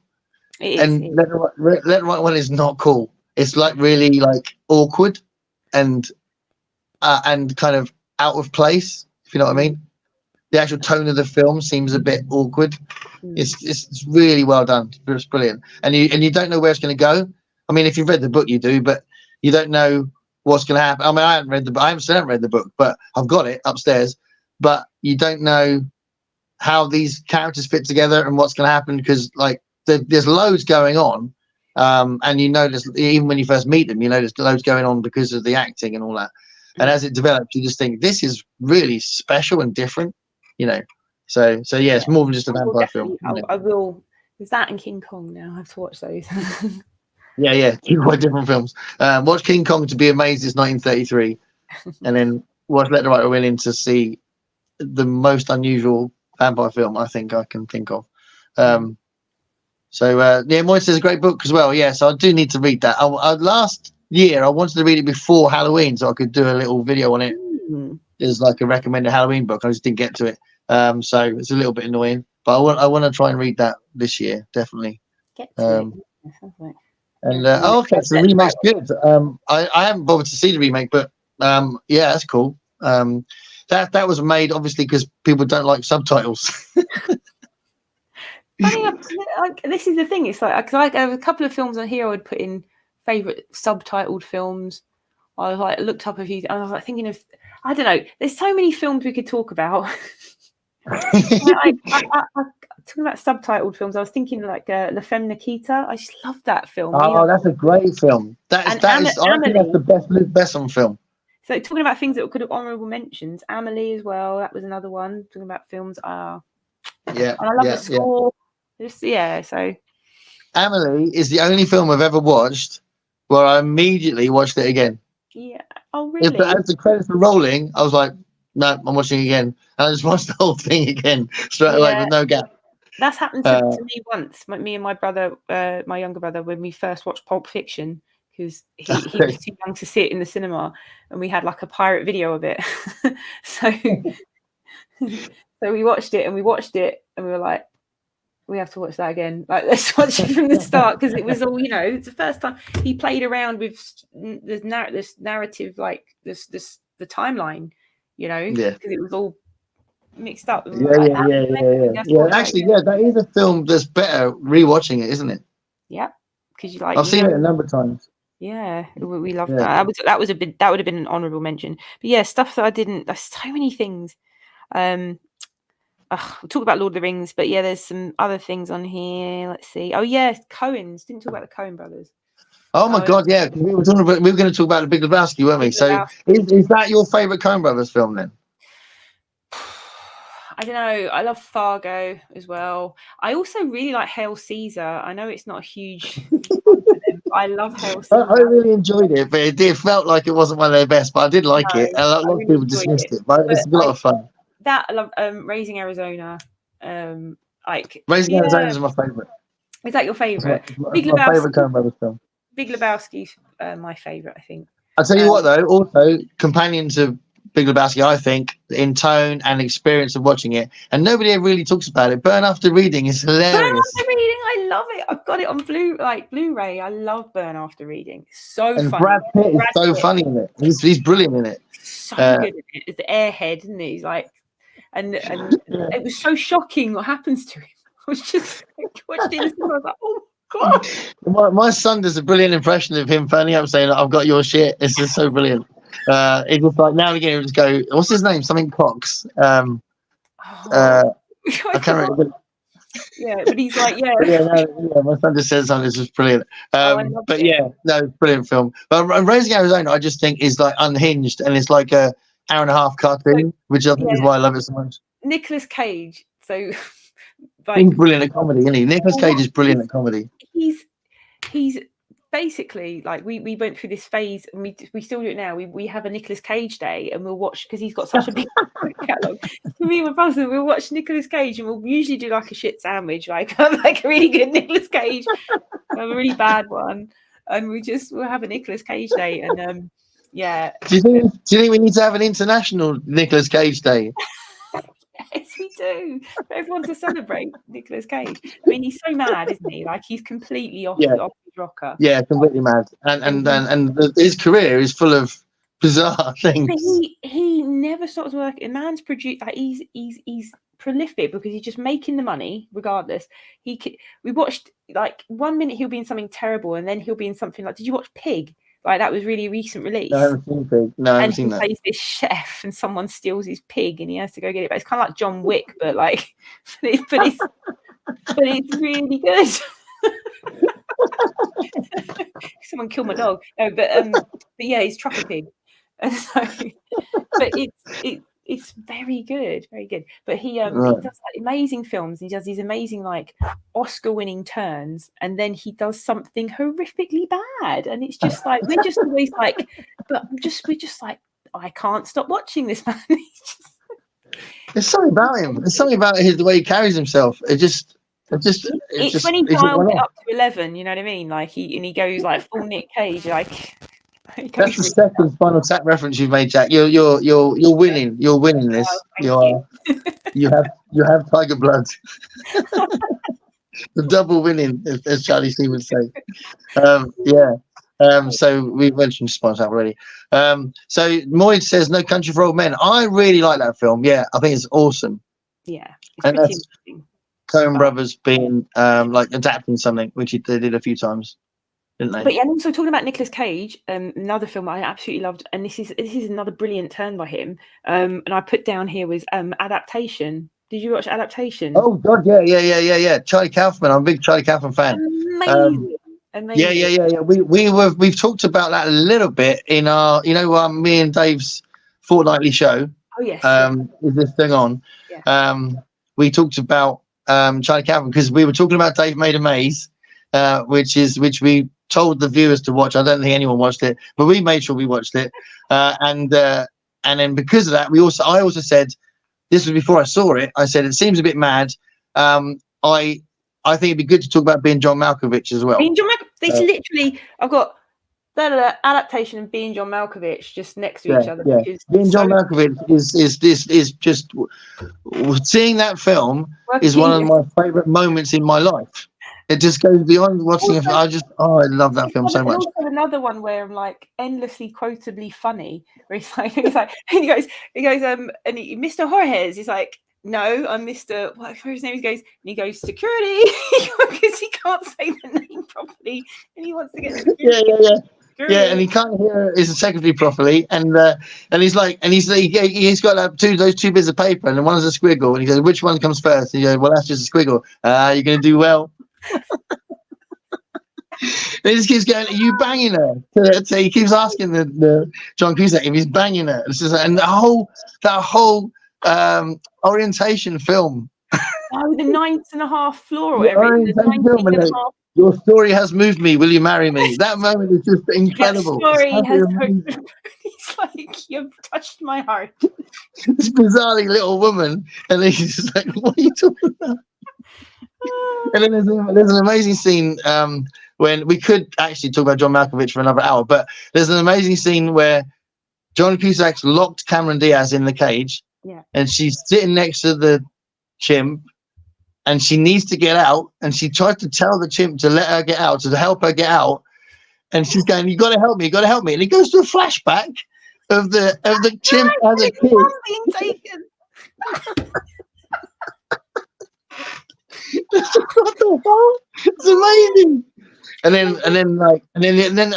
the film decides to just, like, I mean, you've also, in the middle of the film, you get John Malkovich going inside John Malkovich's brain, which is just amazing. And then obviously you've got the whole setup being John Cusack's a puppeteer, and then manages to just literally be John Malkovich for like years, which is just, oh my God, this is absolute genius.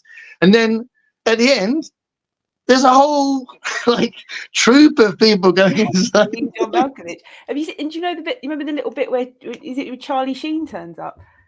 He goes, Machine, Malcatraz. Stupid names for each other. Machine. Malcatraz. So good. Yeah.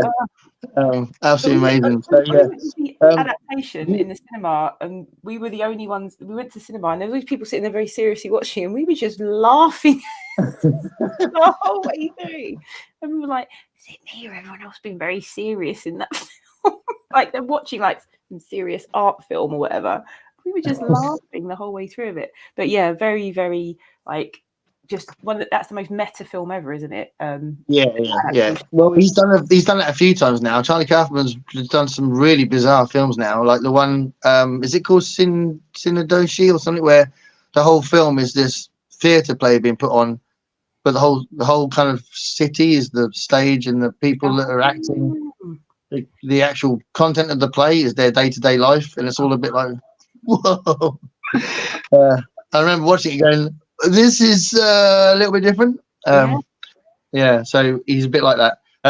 But I bought the book by Charlie Kaufman, so I was freaked out. I didn't know he'd written a novel, and I was in a charity shop. There's this massive hardback of Antkind, it's called, by Charlie Kaufman. I was like, oh my God, Charlie Kaufman, brilliant, I'll get that. But I think it's probably going to be really depressing, so I'll kind of put it off a little bit because it's massive.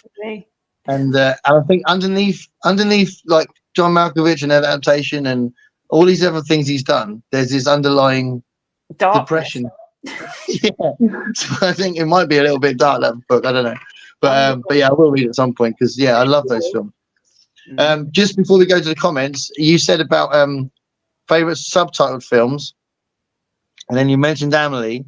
Yes. And I know for a fact, because I love it so much, that one of the first ones I would think of for my Desert Island ones is the film that Genet did before Amelie. Do you know what that is? No.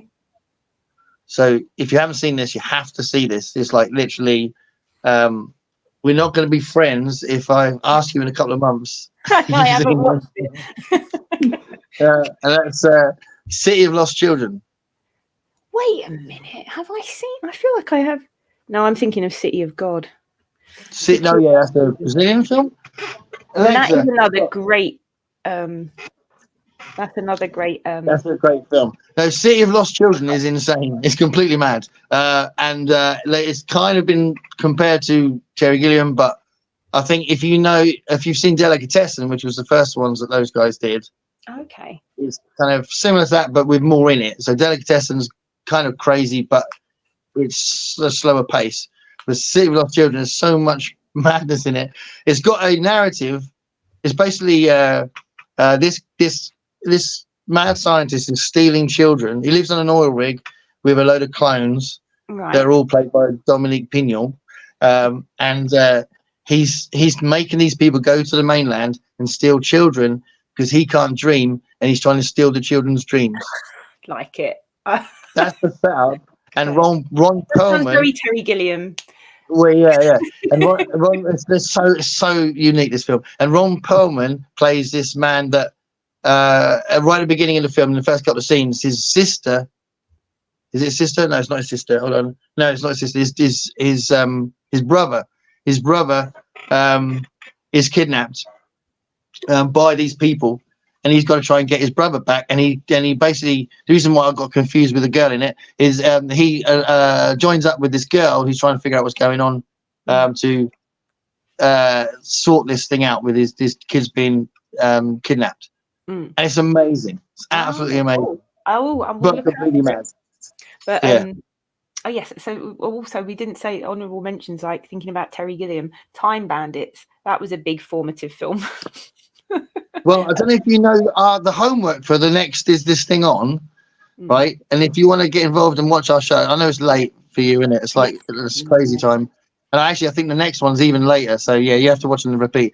But the homework for us for next time is to watch Time Bandits again, to watch Labyrinth again, and to watch Willow again. Oh, Willow as well. Yeah. Yes, Mad Mardigan. Yes, I love Willow. So we're going to watch them and then chat about them. So I think we've got Bookish Chaz is going to be our guest. Yeah. This is why you should listen to that podcast, The Rewatchables. It's a similar thing. They all watch it and then they're like, oh, I didn't realise this. And then they have like these kind of, they chat about the fact they haven't seen it in years and what it meant to them before and what they've rewatched it recently and what they've seen and stuff. And it's like, it's very funny. Very good. No, Time Bandits I've seen a lot of times. I love it. Absolutely love it. It's really so good. I'm a massive Terry Gilliam fan. So very strange. Yeah. Right. Yeah. Well. Right. Okay. So let's look. We've got a couple more. So Moid said Mandy. That's a post-apocalyptic Nicolas Cage film, isn't it? Oh yeah. I've not seen it, but yeah, so many. Oh no. Or is it a zombie one? Is it zombie or? I'm not sure. I don't know it, but Mandy. Let's see. And then I'm just listing films now. You should go on the show. Come on. Yeah, it'll be awesome. Yeah, Nicolas Cage in Peggy Sue Got Married. Another great film. Another great time travel film, and also that was his. I don't know. That wasn't his first film. It was one of his first films, but he's Francis Ford Coppola, and Nicolas Cage is his nephew. Yeah. Because he was initially called Nicholas Coppola. Yeah, Nicholas Coppola. Yeah. In was it The Outsiders when he appeared first? Was it The Outsiders? I don't know. Was he in The Outsiders? Or was it something like that? A name like that? Rumblefish. Was it Rumblefish? It might be Rumblefish. Maybe, but yeah, the Outsiders. I don't. The first couple of films, that was his name. Yeah. But now he's called Nick Cage. Good. Yeah, Nick Cage. Yeah. That's nice. Why did we talk about that? Oh, because of Raising Arizona, wasn't it? I think. Yes, yeah. And the legend that is Nick Cage, like such an odd person. Here we go. So Mandy is a weird cult leader film. There's a bit of supernatural stuff in it. Oh, it is. Okay, right. I've seen it around, but I haven't seen it. So many films. We've got like randomly, because we used to have these like Nicolas Cage days around at my middle brothers. One of my young, we ended up buying a Nicolas Cage cutout.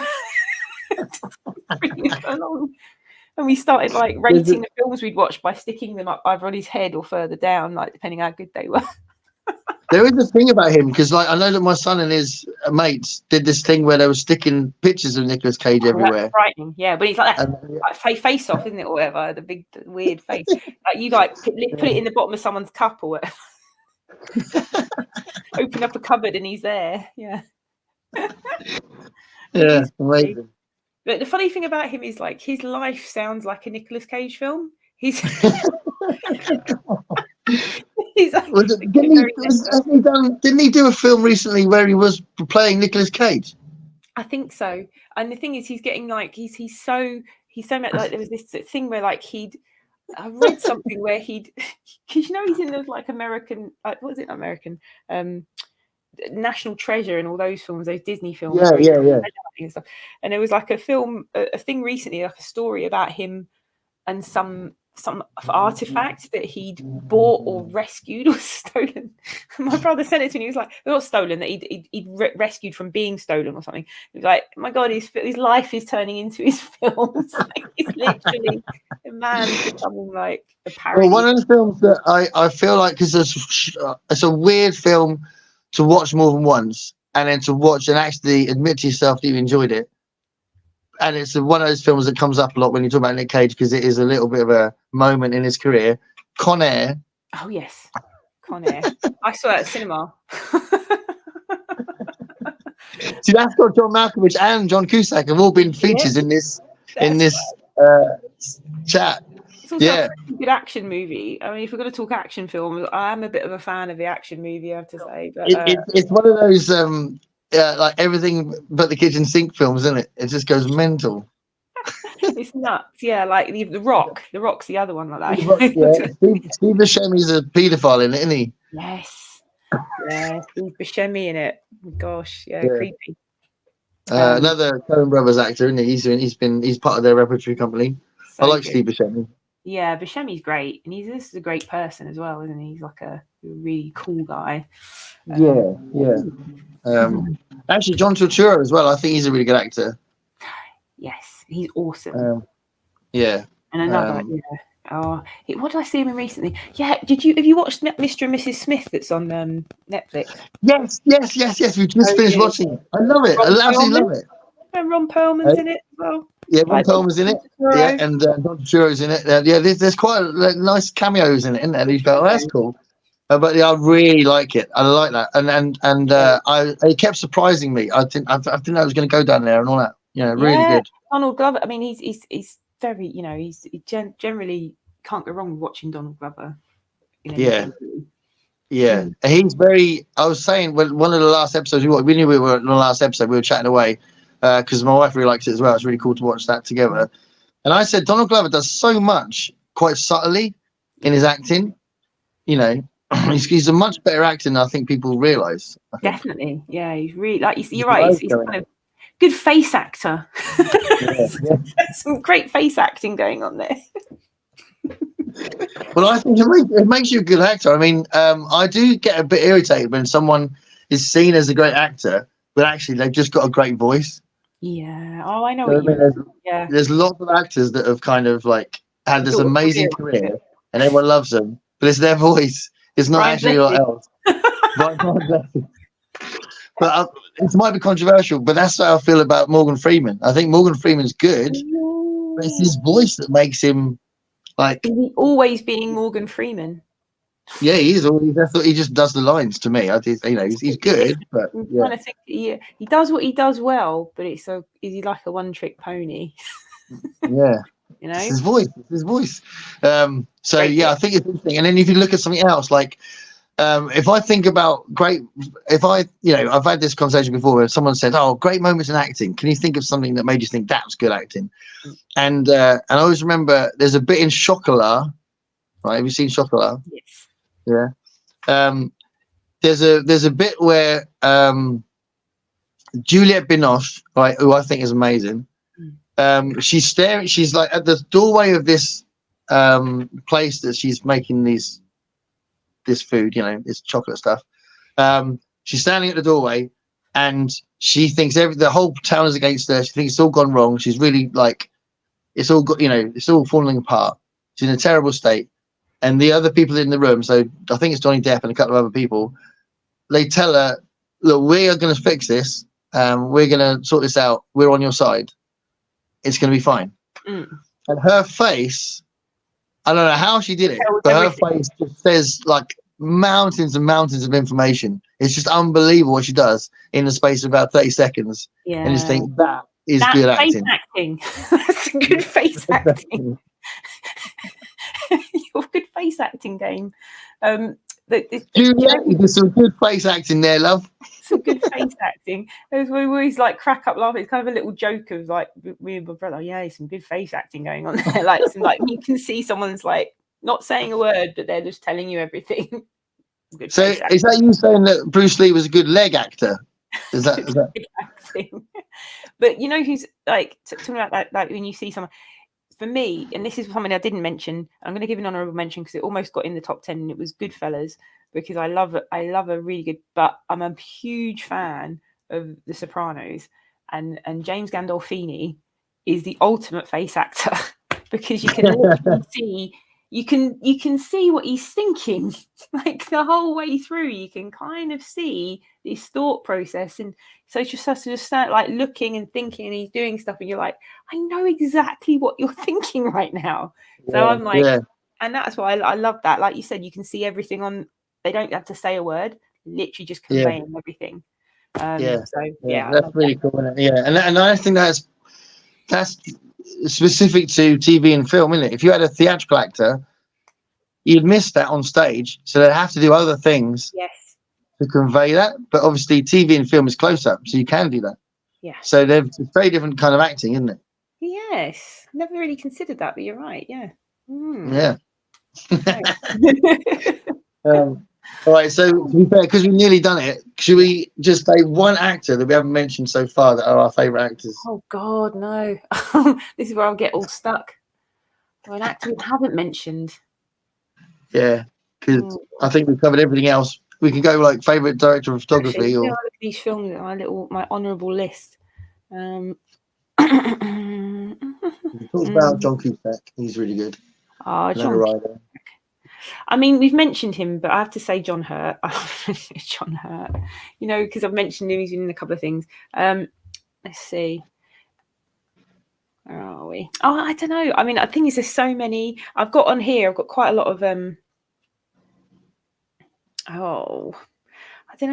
I don't know what I'm going to say. I don't know who I'd say, because I've literally got films that got so many different people in here. I couldn't honourable mention. I've no idea. I'm going to throw one out there. I might have said this before on the channel somewhere. I don't know, but Jeff Bridges. I love Jeff Bridges. Oh, Jeff Bridges. Yes, of course. Yeah. So and we mentioned Terry Gilliam, didn't we? And he was amazing in The Fisher King, wasn't he? The Fisher King.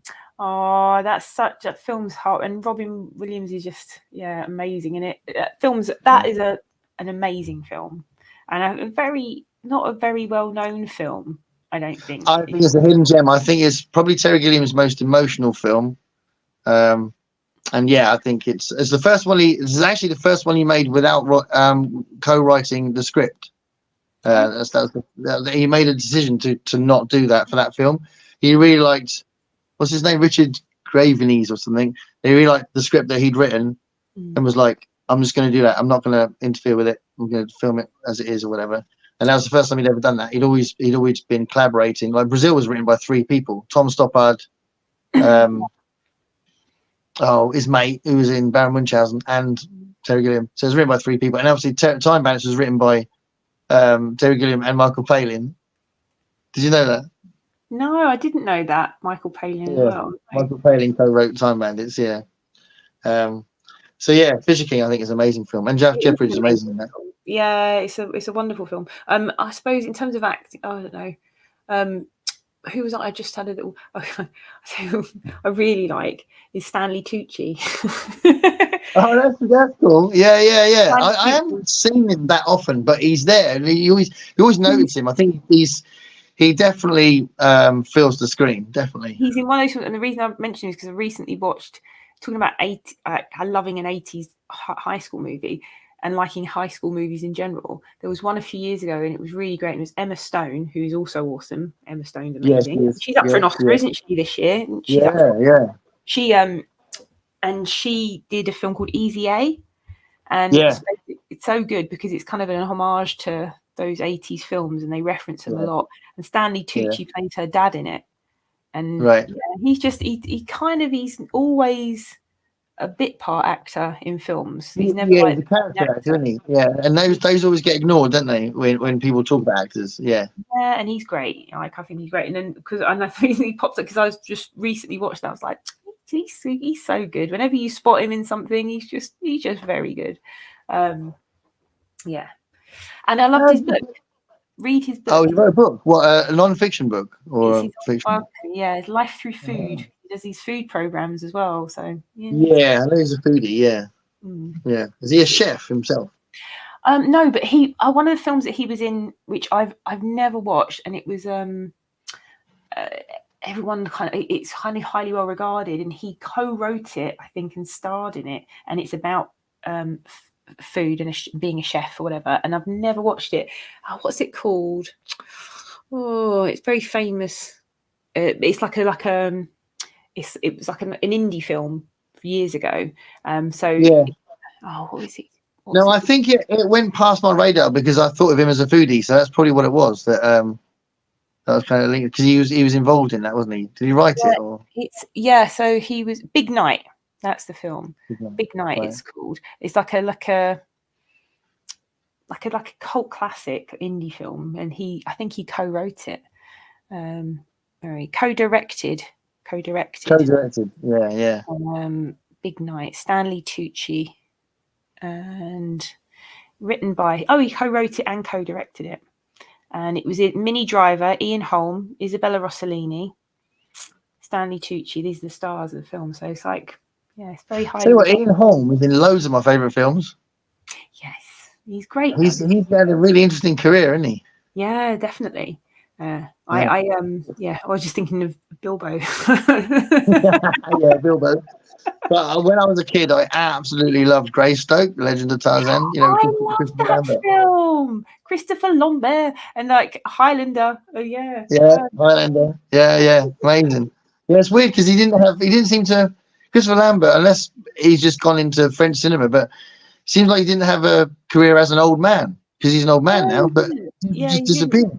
Yeah, maybe he chose to do that. I don't know. He was a big star then. I remember Legend of Greystoke was a big deal. Like I remember that film really well. I remember there's a new thing. They've done it loads now because of Andy Serkis's work on the Planet of the Apes films, which I love, by the way. We haven't talked about that, but because of that, it's not necessarily that weird now to think about it. But when Greystoke came out, it was really innovative to think, right, with the actors are going to go to like ape school. We're going to learn how to walk like apes, and the people who were kind of had the ape suits on to be the gorillas and chimps in the film.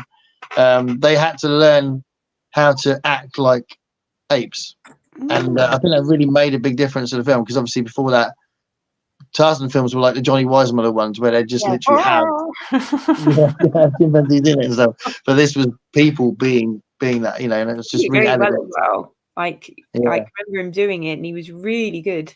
It was compelling, wasn't it? And it really believed him, and you sort of felt for him. Definitely. Yeah, awesome. And then so Ian Holm was in that. He was in Alien. He was in Brazil, which for ages I called Brazil my favorite film for ages. Oh really? Yeah, I wouldn't call it my favorite film now, but for a good 20 years I called it my favorite film. I do love it a lot. So yeah, he's trying to make sure that Jonathan Pryce's character doesn't leave work and it doesn't get promoted. He's like, don't leave me, because he does all the work for him. He doesn't understand how it works. It's brilliant. But yeah, have you seen Brazil? Do you know Brazil? Yes, I do. I mean, I haven't watched it for years. Like, again, another thing that of Terry Gilliam's films, The Fisher King, Time Bandits, they're two I know really, really well. Brazil, not so much. Though, like, my brother is a huge fan. So, yeah, I watched it years ago. Yeah, no, it's brilliant. It's there's so much to it. It's a really, really interesting film. And interesting, the kind of the behind the scenes stories about it as well, because he was told he had to change the ending and he didn't change the ending, and there was all sorts of problem with funding and all sorts, it's a really interesting kind of thing. There's a book I've got called The Battle for Brazil, which is all about his battle with the film company to try and make the film he wanted to make. I think he's probably had quite a lot of that in his career, hasn't he? Really?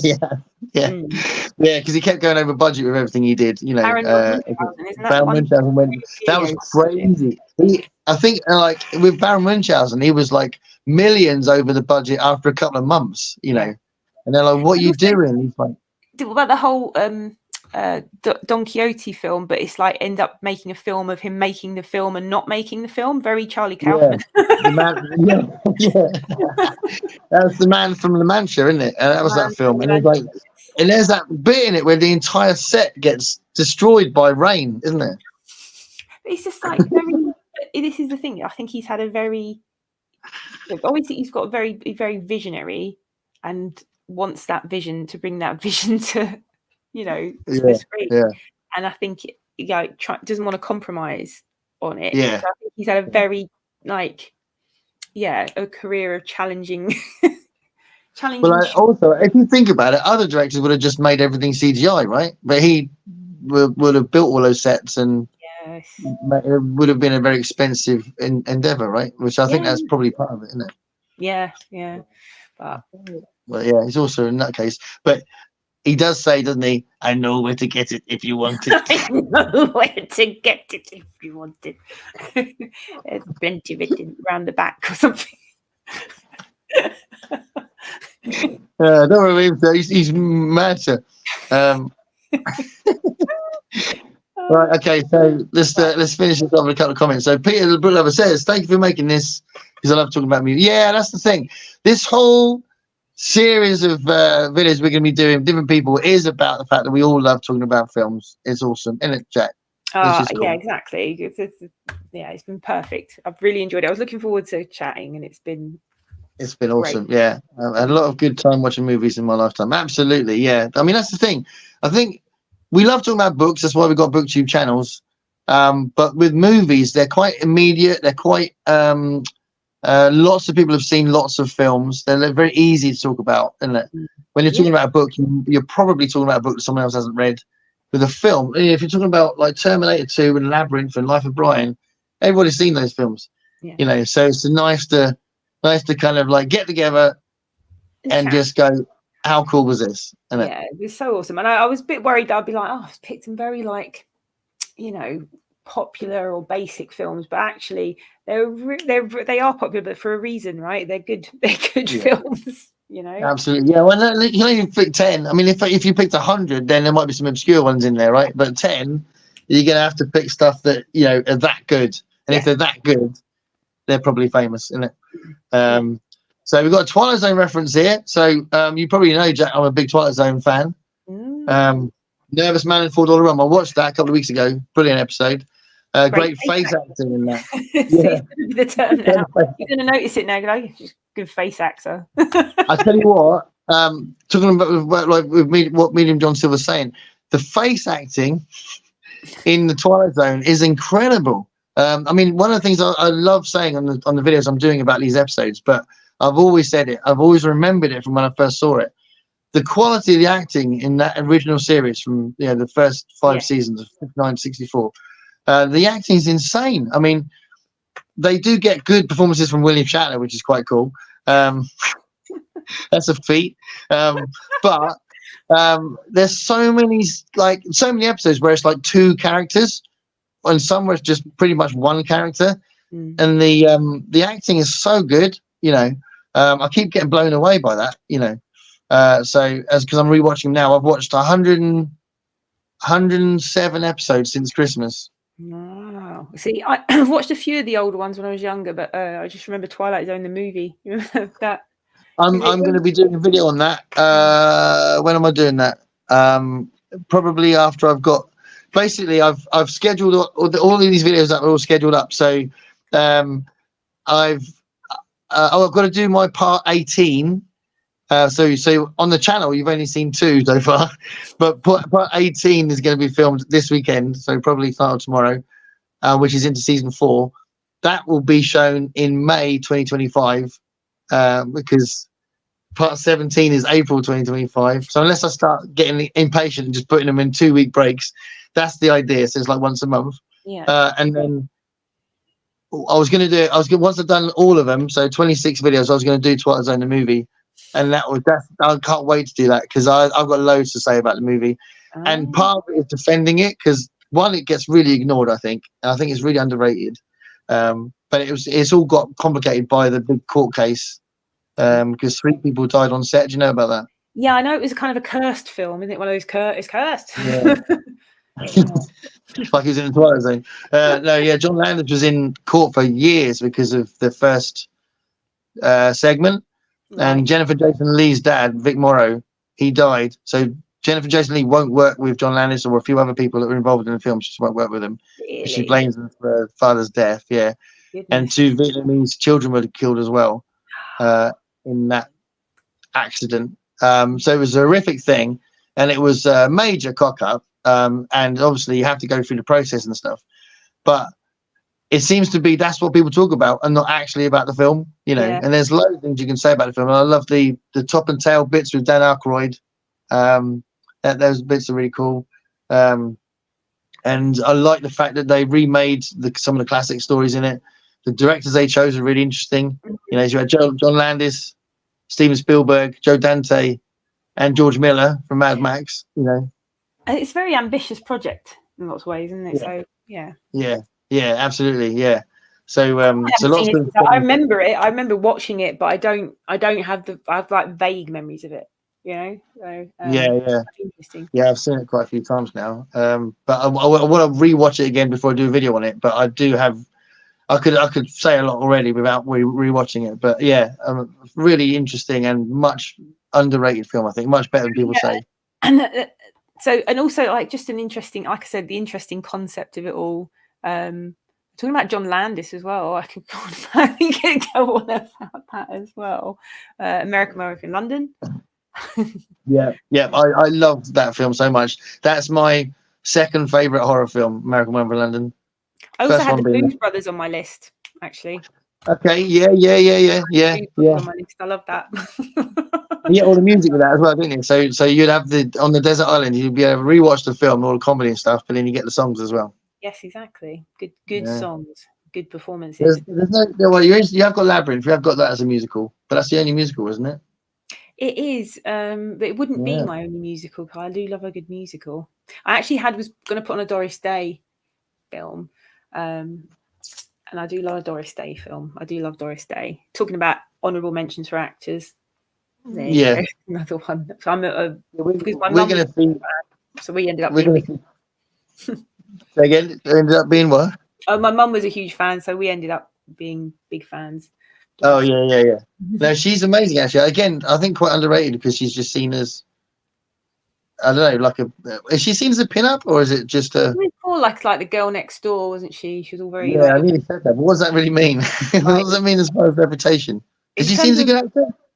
I think so. I think she mostly did. Yeah. She mostly did like big musicals like Calamity Jane and stuff like that. Like rom-coms, didn't she? Did she do like the 60s versions of rom-coms? These kind of light sex rom-coms with Rock Hudson. Yeah, like Cary Grant and stuff. Yeah, that kind of thing. And she did loads of that. And basically, she had a terrible. She was a big band singer in the 30s and 40s, and she married.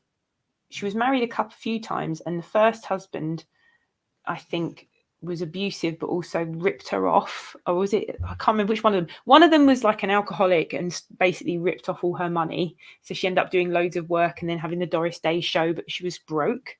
Another one was abusive. She basically just she was a huge star and but ended up with nothing and then had to work her way, build up money again. And yeah, she had a terrible sort of life in the background. But she was this kind of like very wholesome kind of, very different character on screen. But we're about to see Calamity Jane in the theatre in a couple of weeks, so that'd be fun. With Peckaway. It's like a local amateur thing, but that should be really good.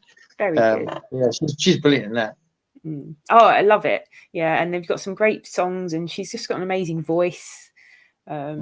And she's got some, some famous stuff. Que Sera Sera is at the start of Heathers, actually. That's the song at the start when you start watching Heathers, but it's not the Doris. I don't think it's the Doris Day version. It must be. I think it is. When I was just a little girl. You know Yeah. that one. Yeah. Yes. There's a weird, dark, twisted version of that song in the beginning of From. Have you watched From? No. That's on. How are we watching it? It's on. It must be one of the Sky channels because we're watching it on Now TV. Right. It's really good. It's got a bit of a Lost kind of style to it. Okay. Yeah, these people are trapped in this town. They can't leave, and every night these creatures come out to kill you. And yeah, it's very good. It's Sounds very got good. like a lot of big cast, lots of characters. Yeah, yeah, it's very good.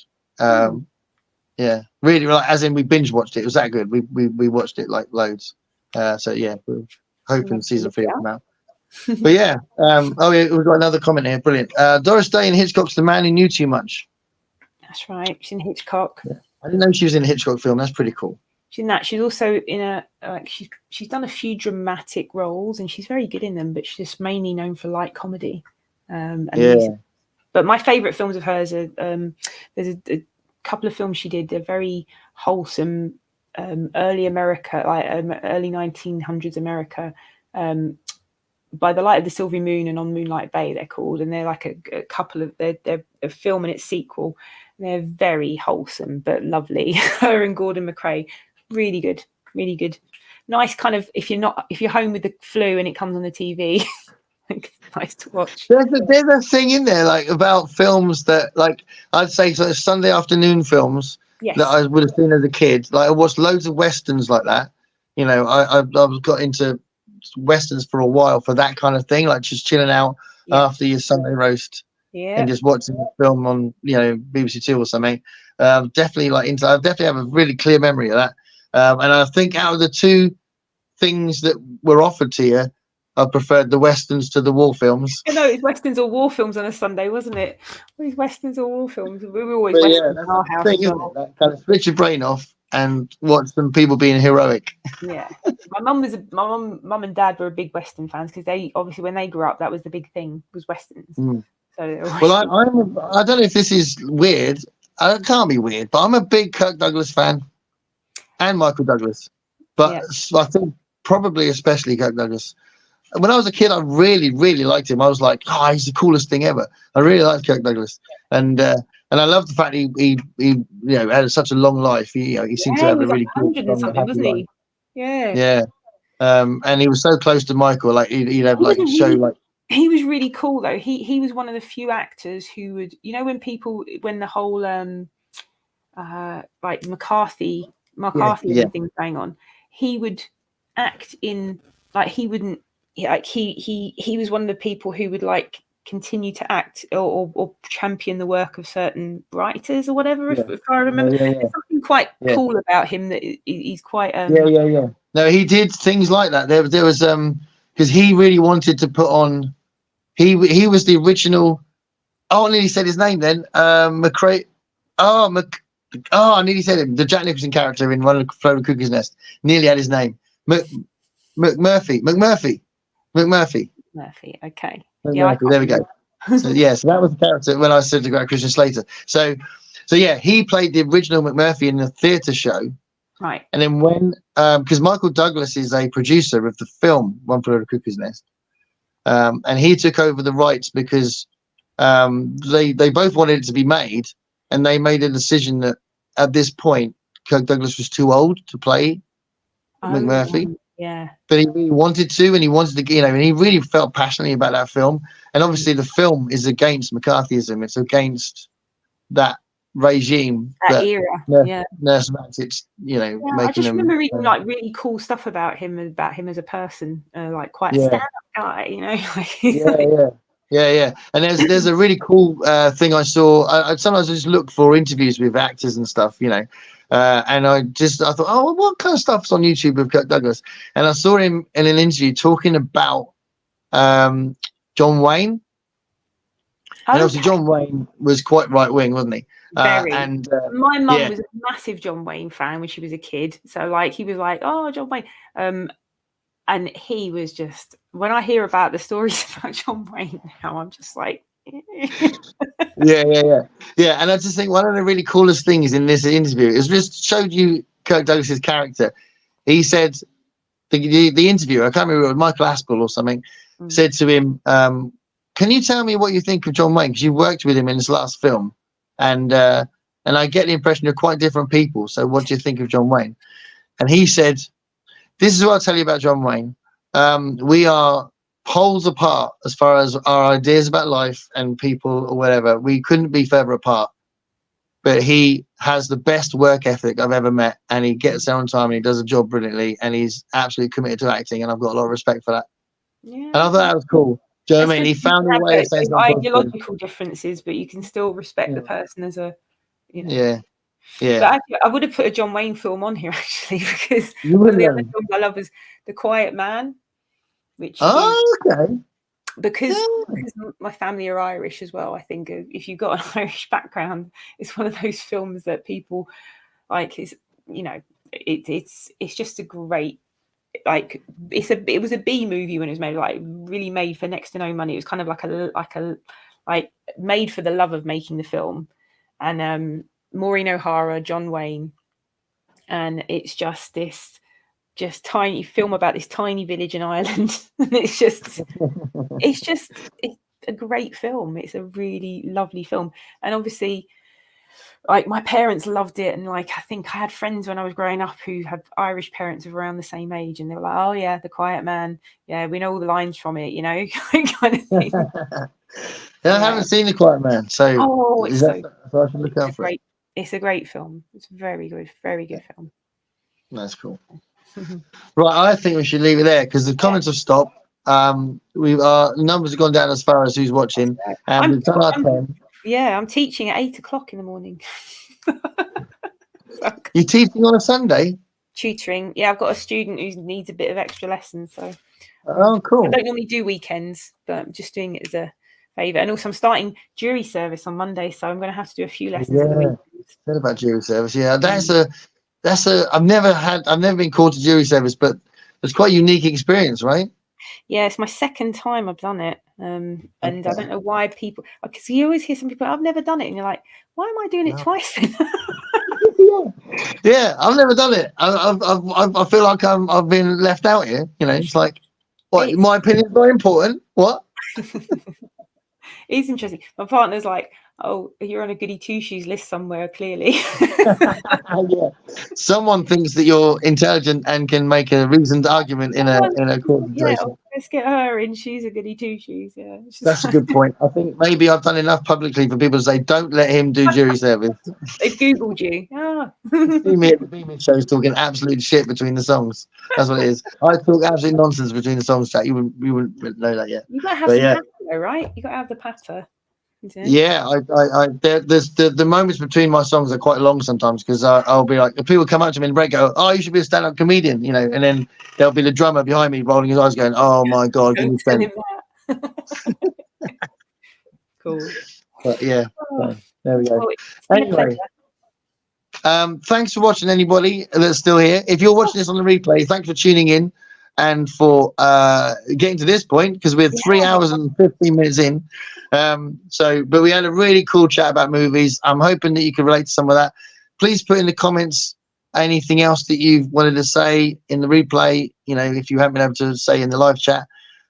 This is a really nice series, I think, where we can talk about what I think most people love, and that's movies. And it's a bit more of a chill chat. I think with books it's a little bit different, because, you know, you're trying to remember details, and a book is a much more kind of complicated, complex, dense thing. Film, usually you remember lines and stuff like that from that. You don't remember that so much for a book. So it was always a fun conversation. So can you hear my voice is a bit funny? It's because I did a gig last night, and you know, it's a bit croaky. You're doing well. But they were doing all right, yeah. But yeah, massive thanks to Jack. As you can probably tell from this show, we talk quite a lot, and you know, we're good friends. So it's nice to have an episode like this, and it's probably why it's ran on for this long. But thanks, Jack. It's been fun. Oh, thank you for having me on. It was so much fun. I was looking forward to it, and it's been great. It's been really great. So yay. Right, well, good luck with the teaching tomorrow. I'm going, what am I doing tomorrow? Oh, it's Mother's Day tomorrow, so we're taking both mothers to a special adventure with scones, I think. Do it. Lovely. Perfect. Yeah. Sounds like perfect Mother's Day. Right. See you later. Bye. Bye.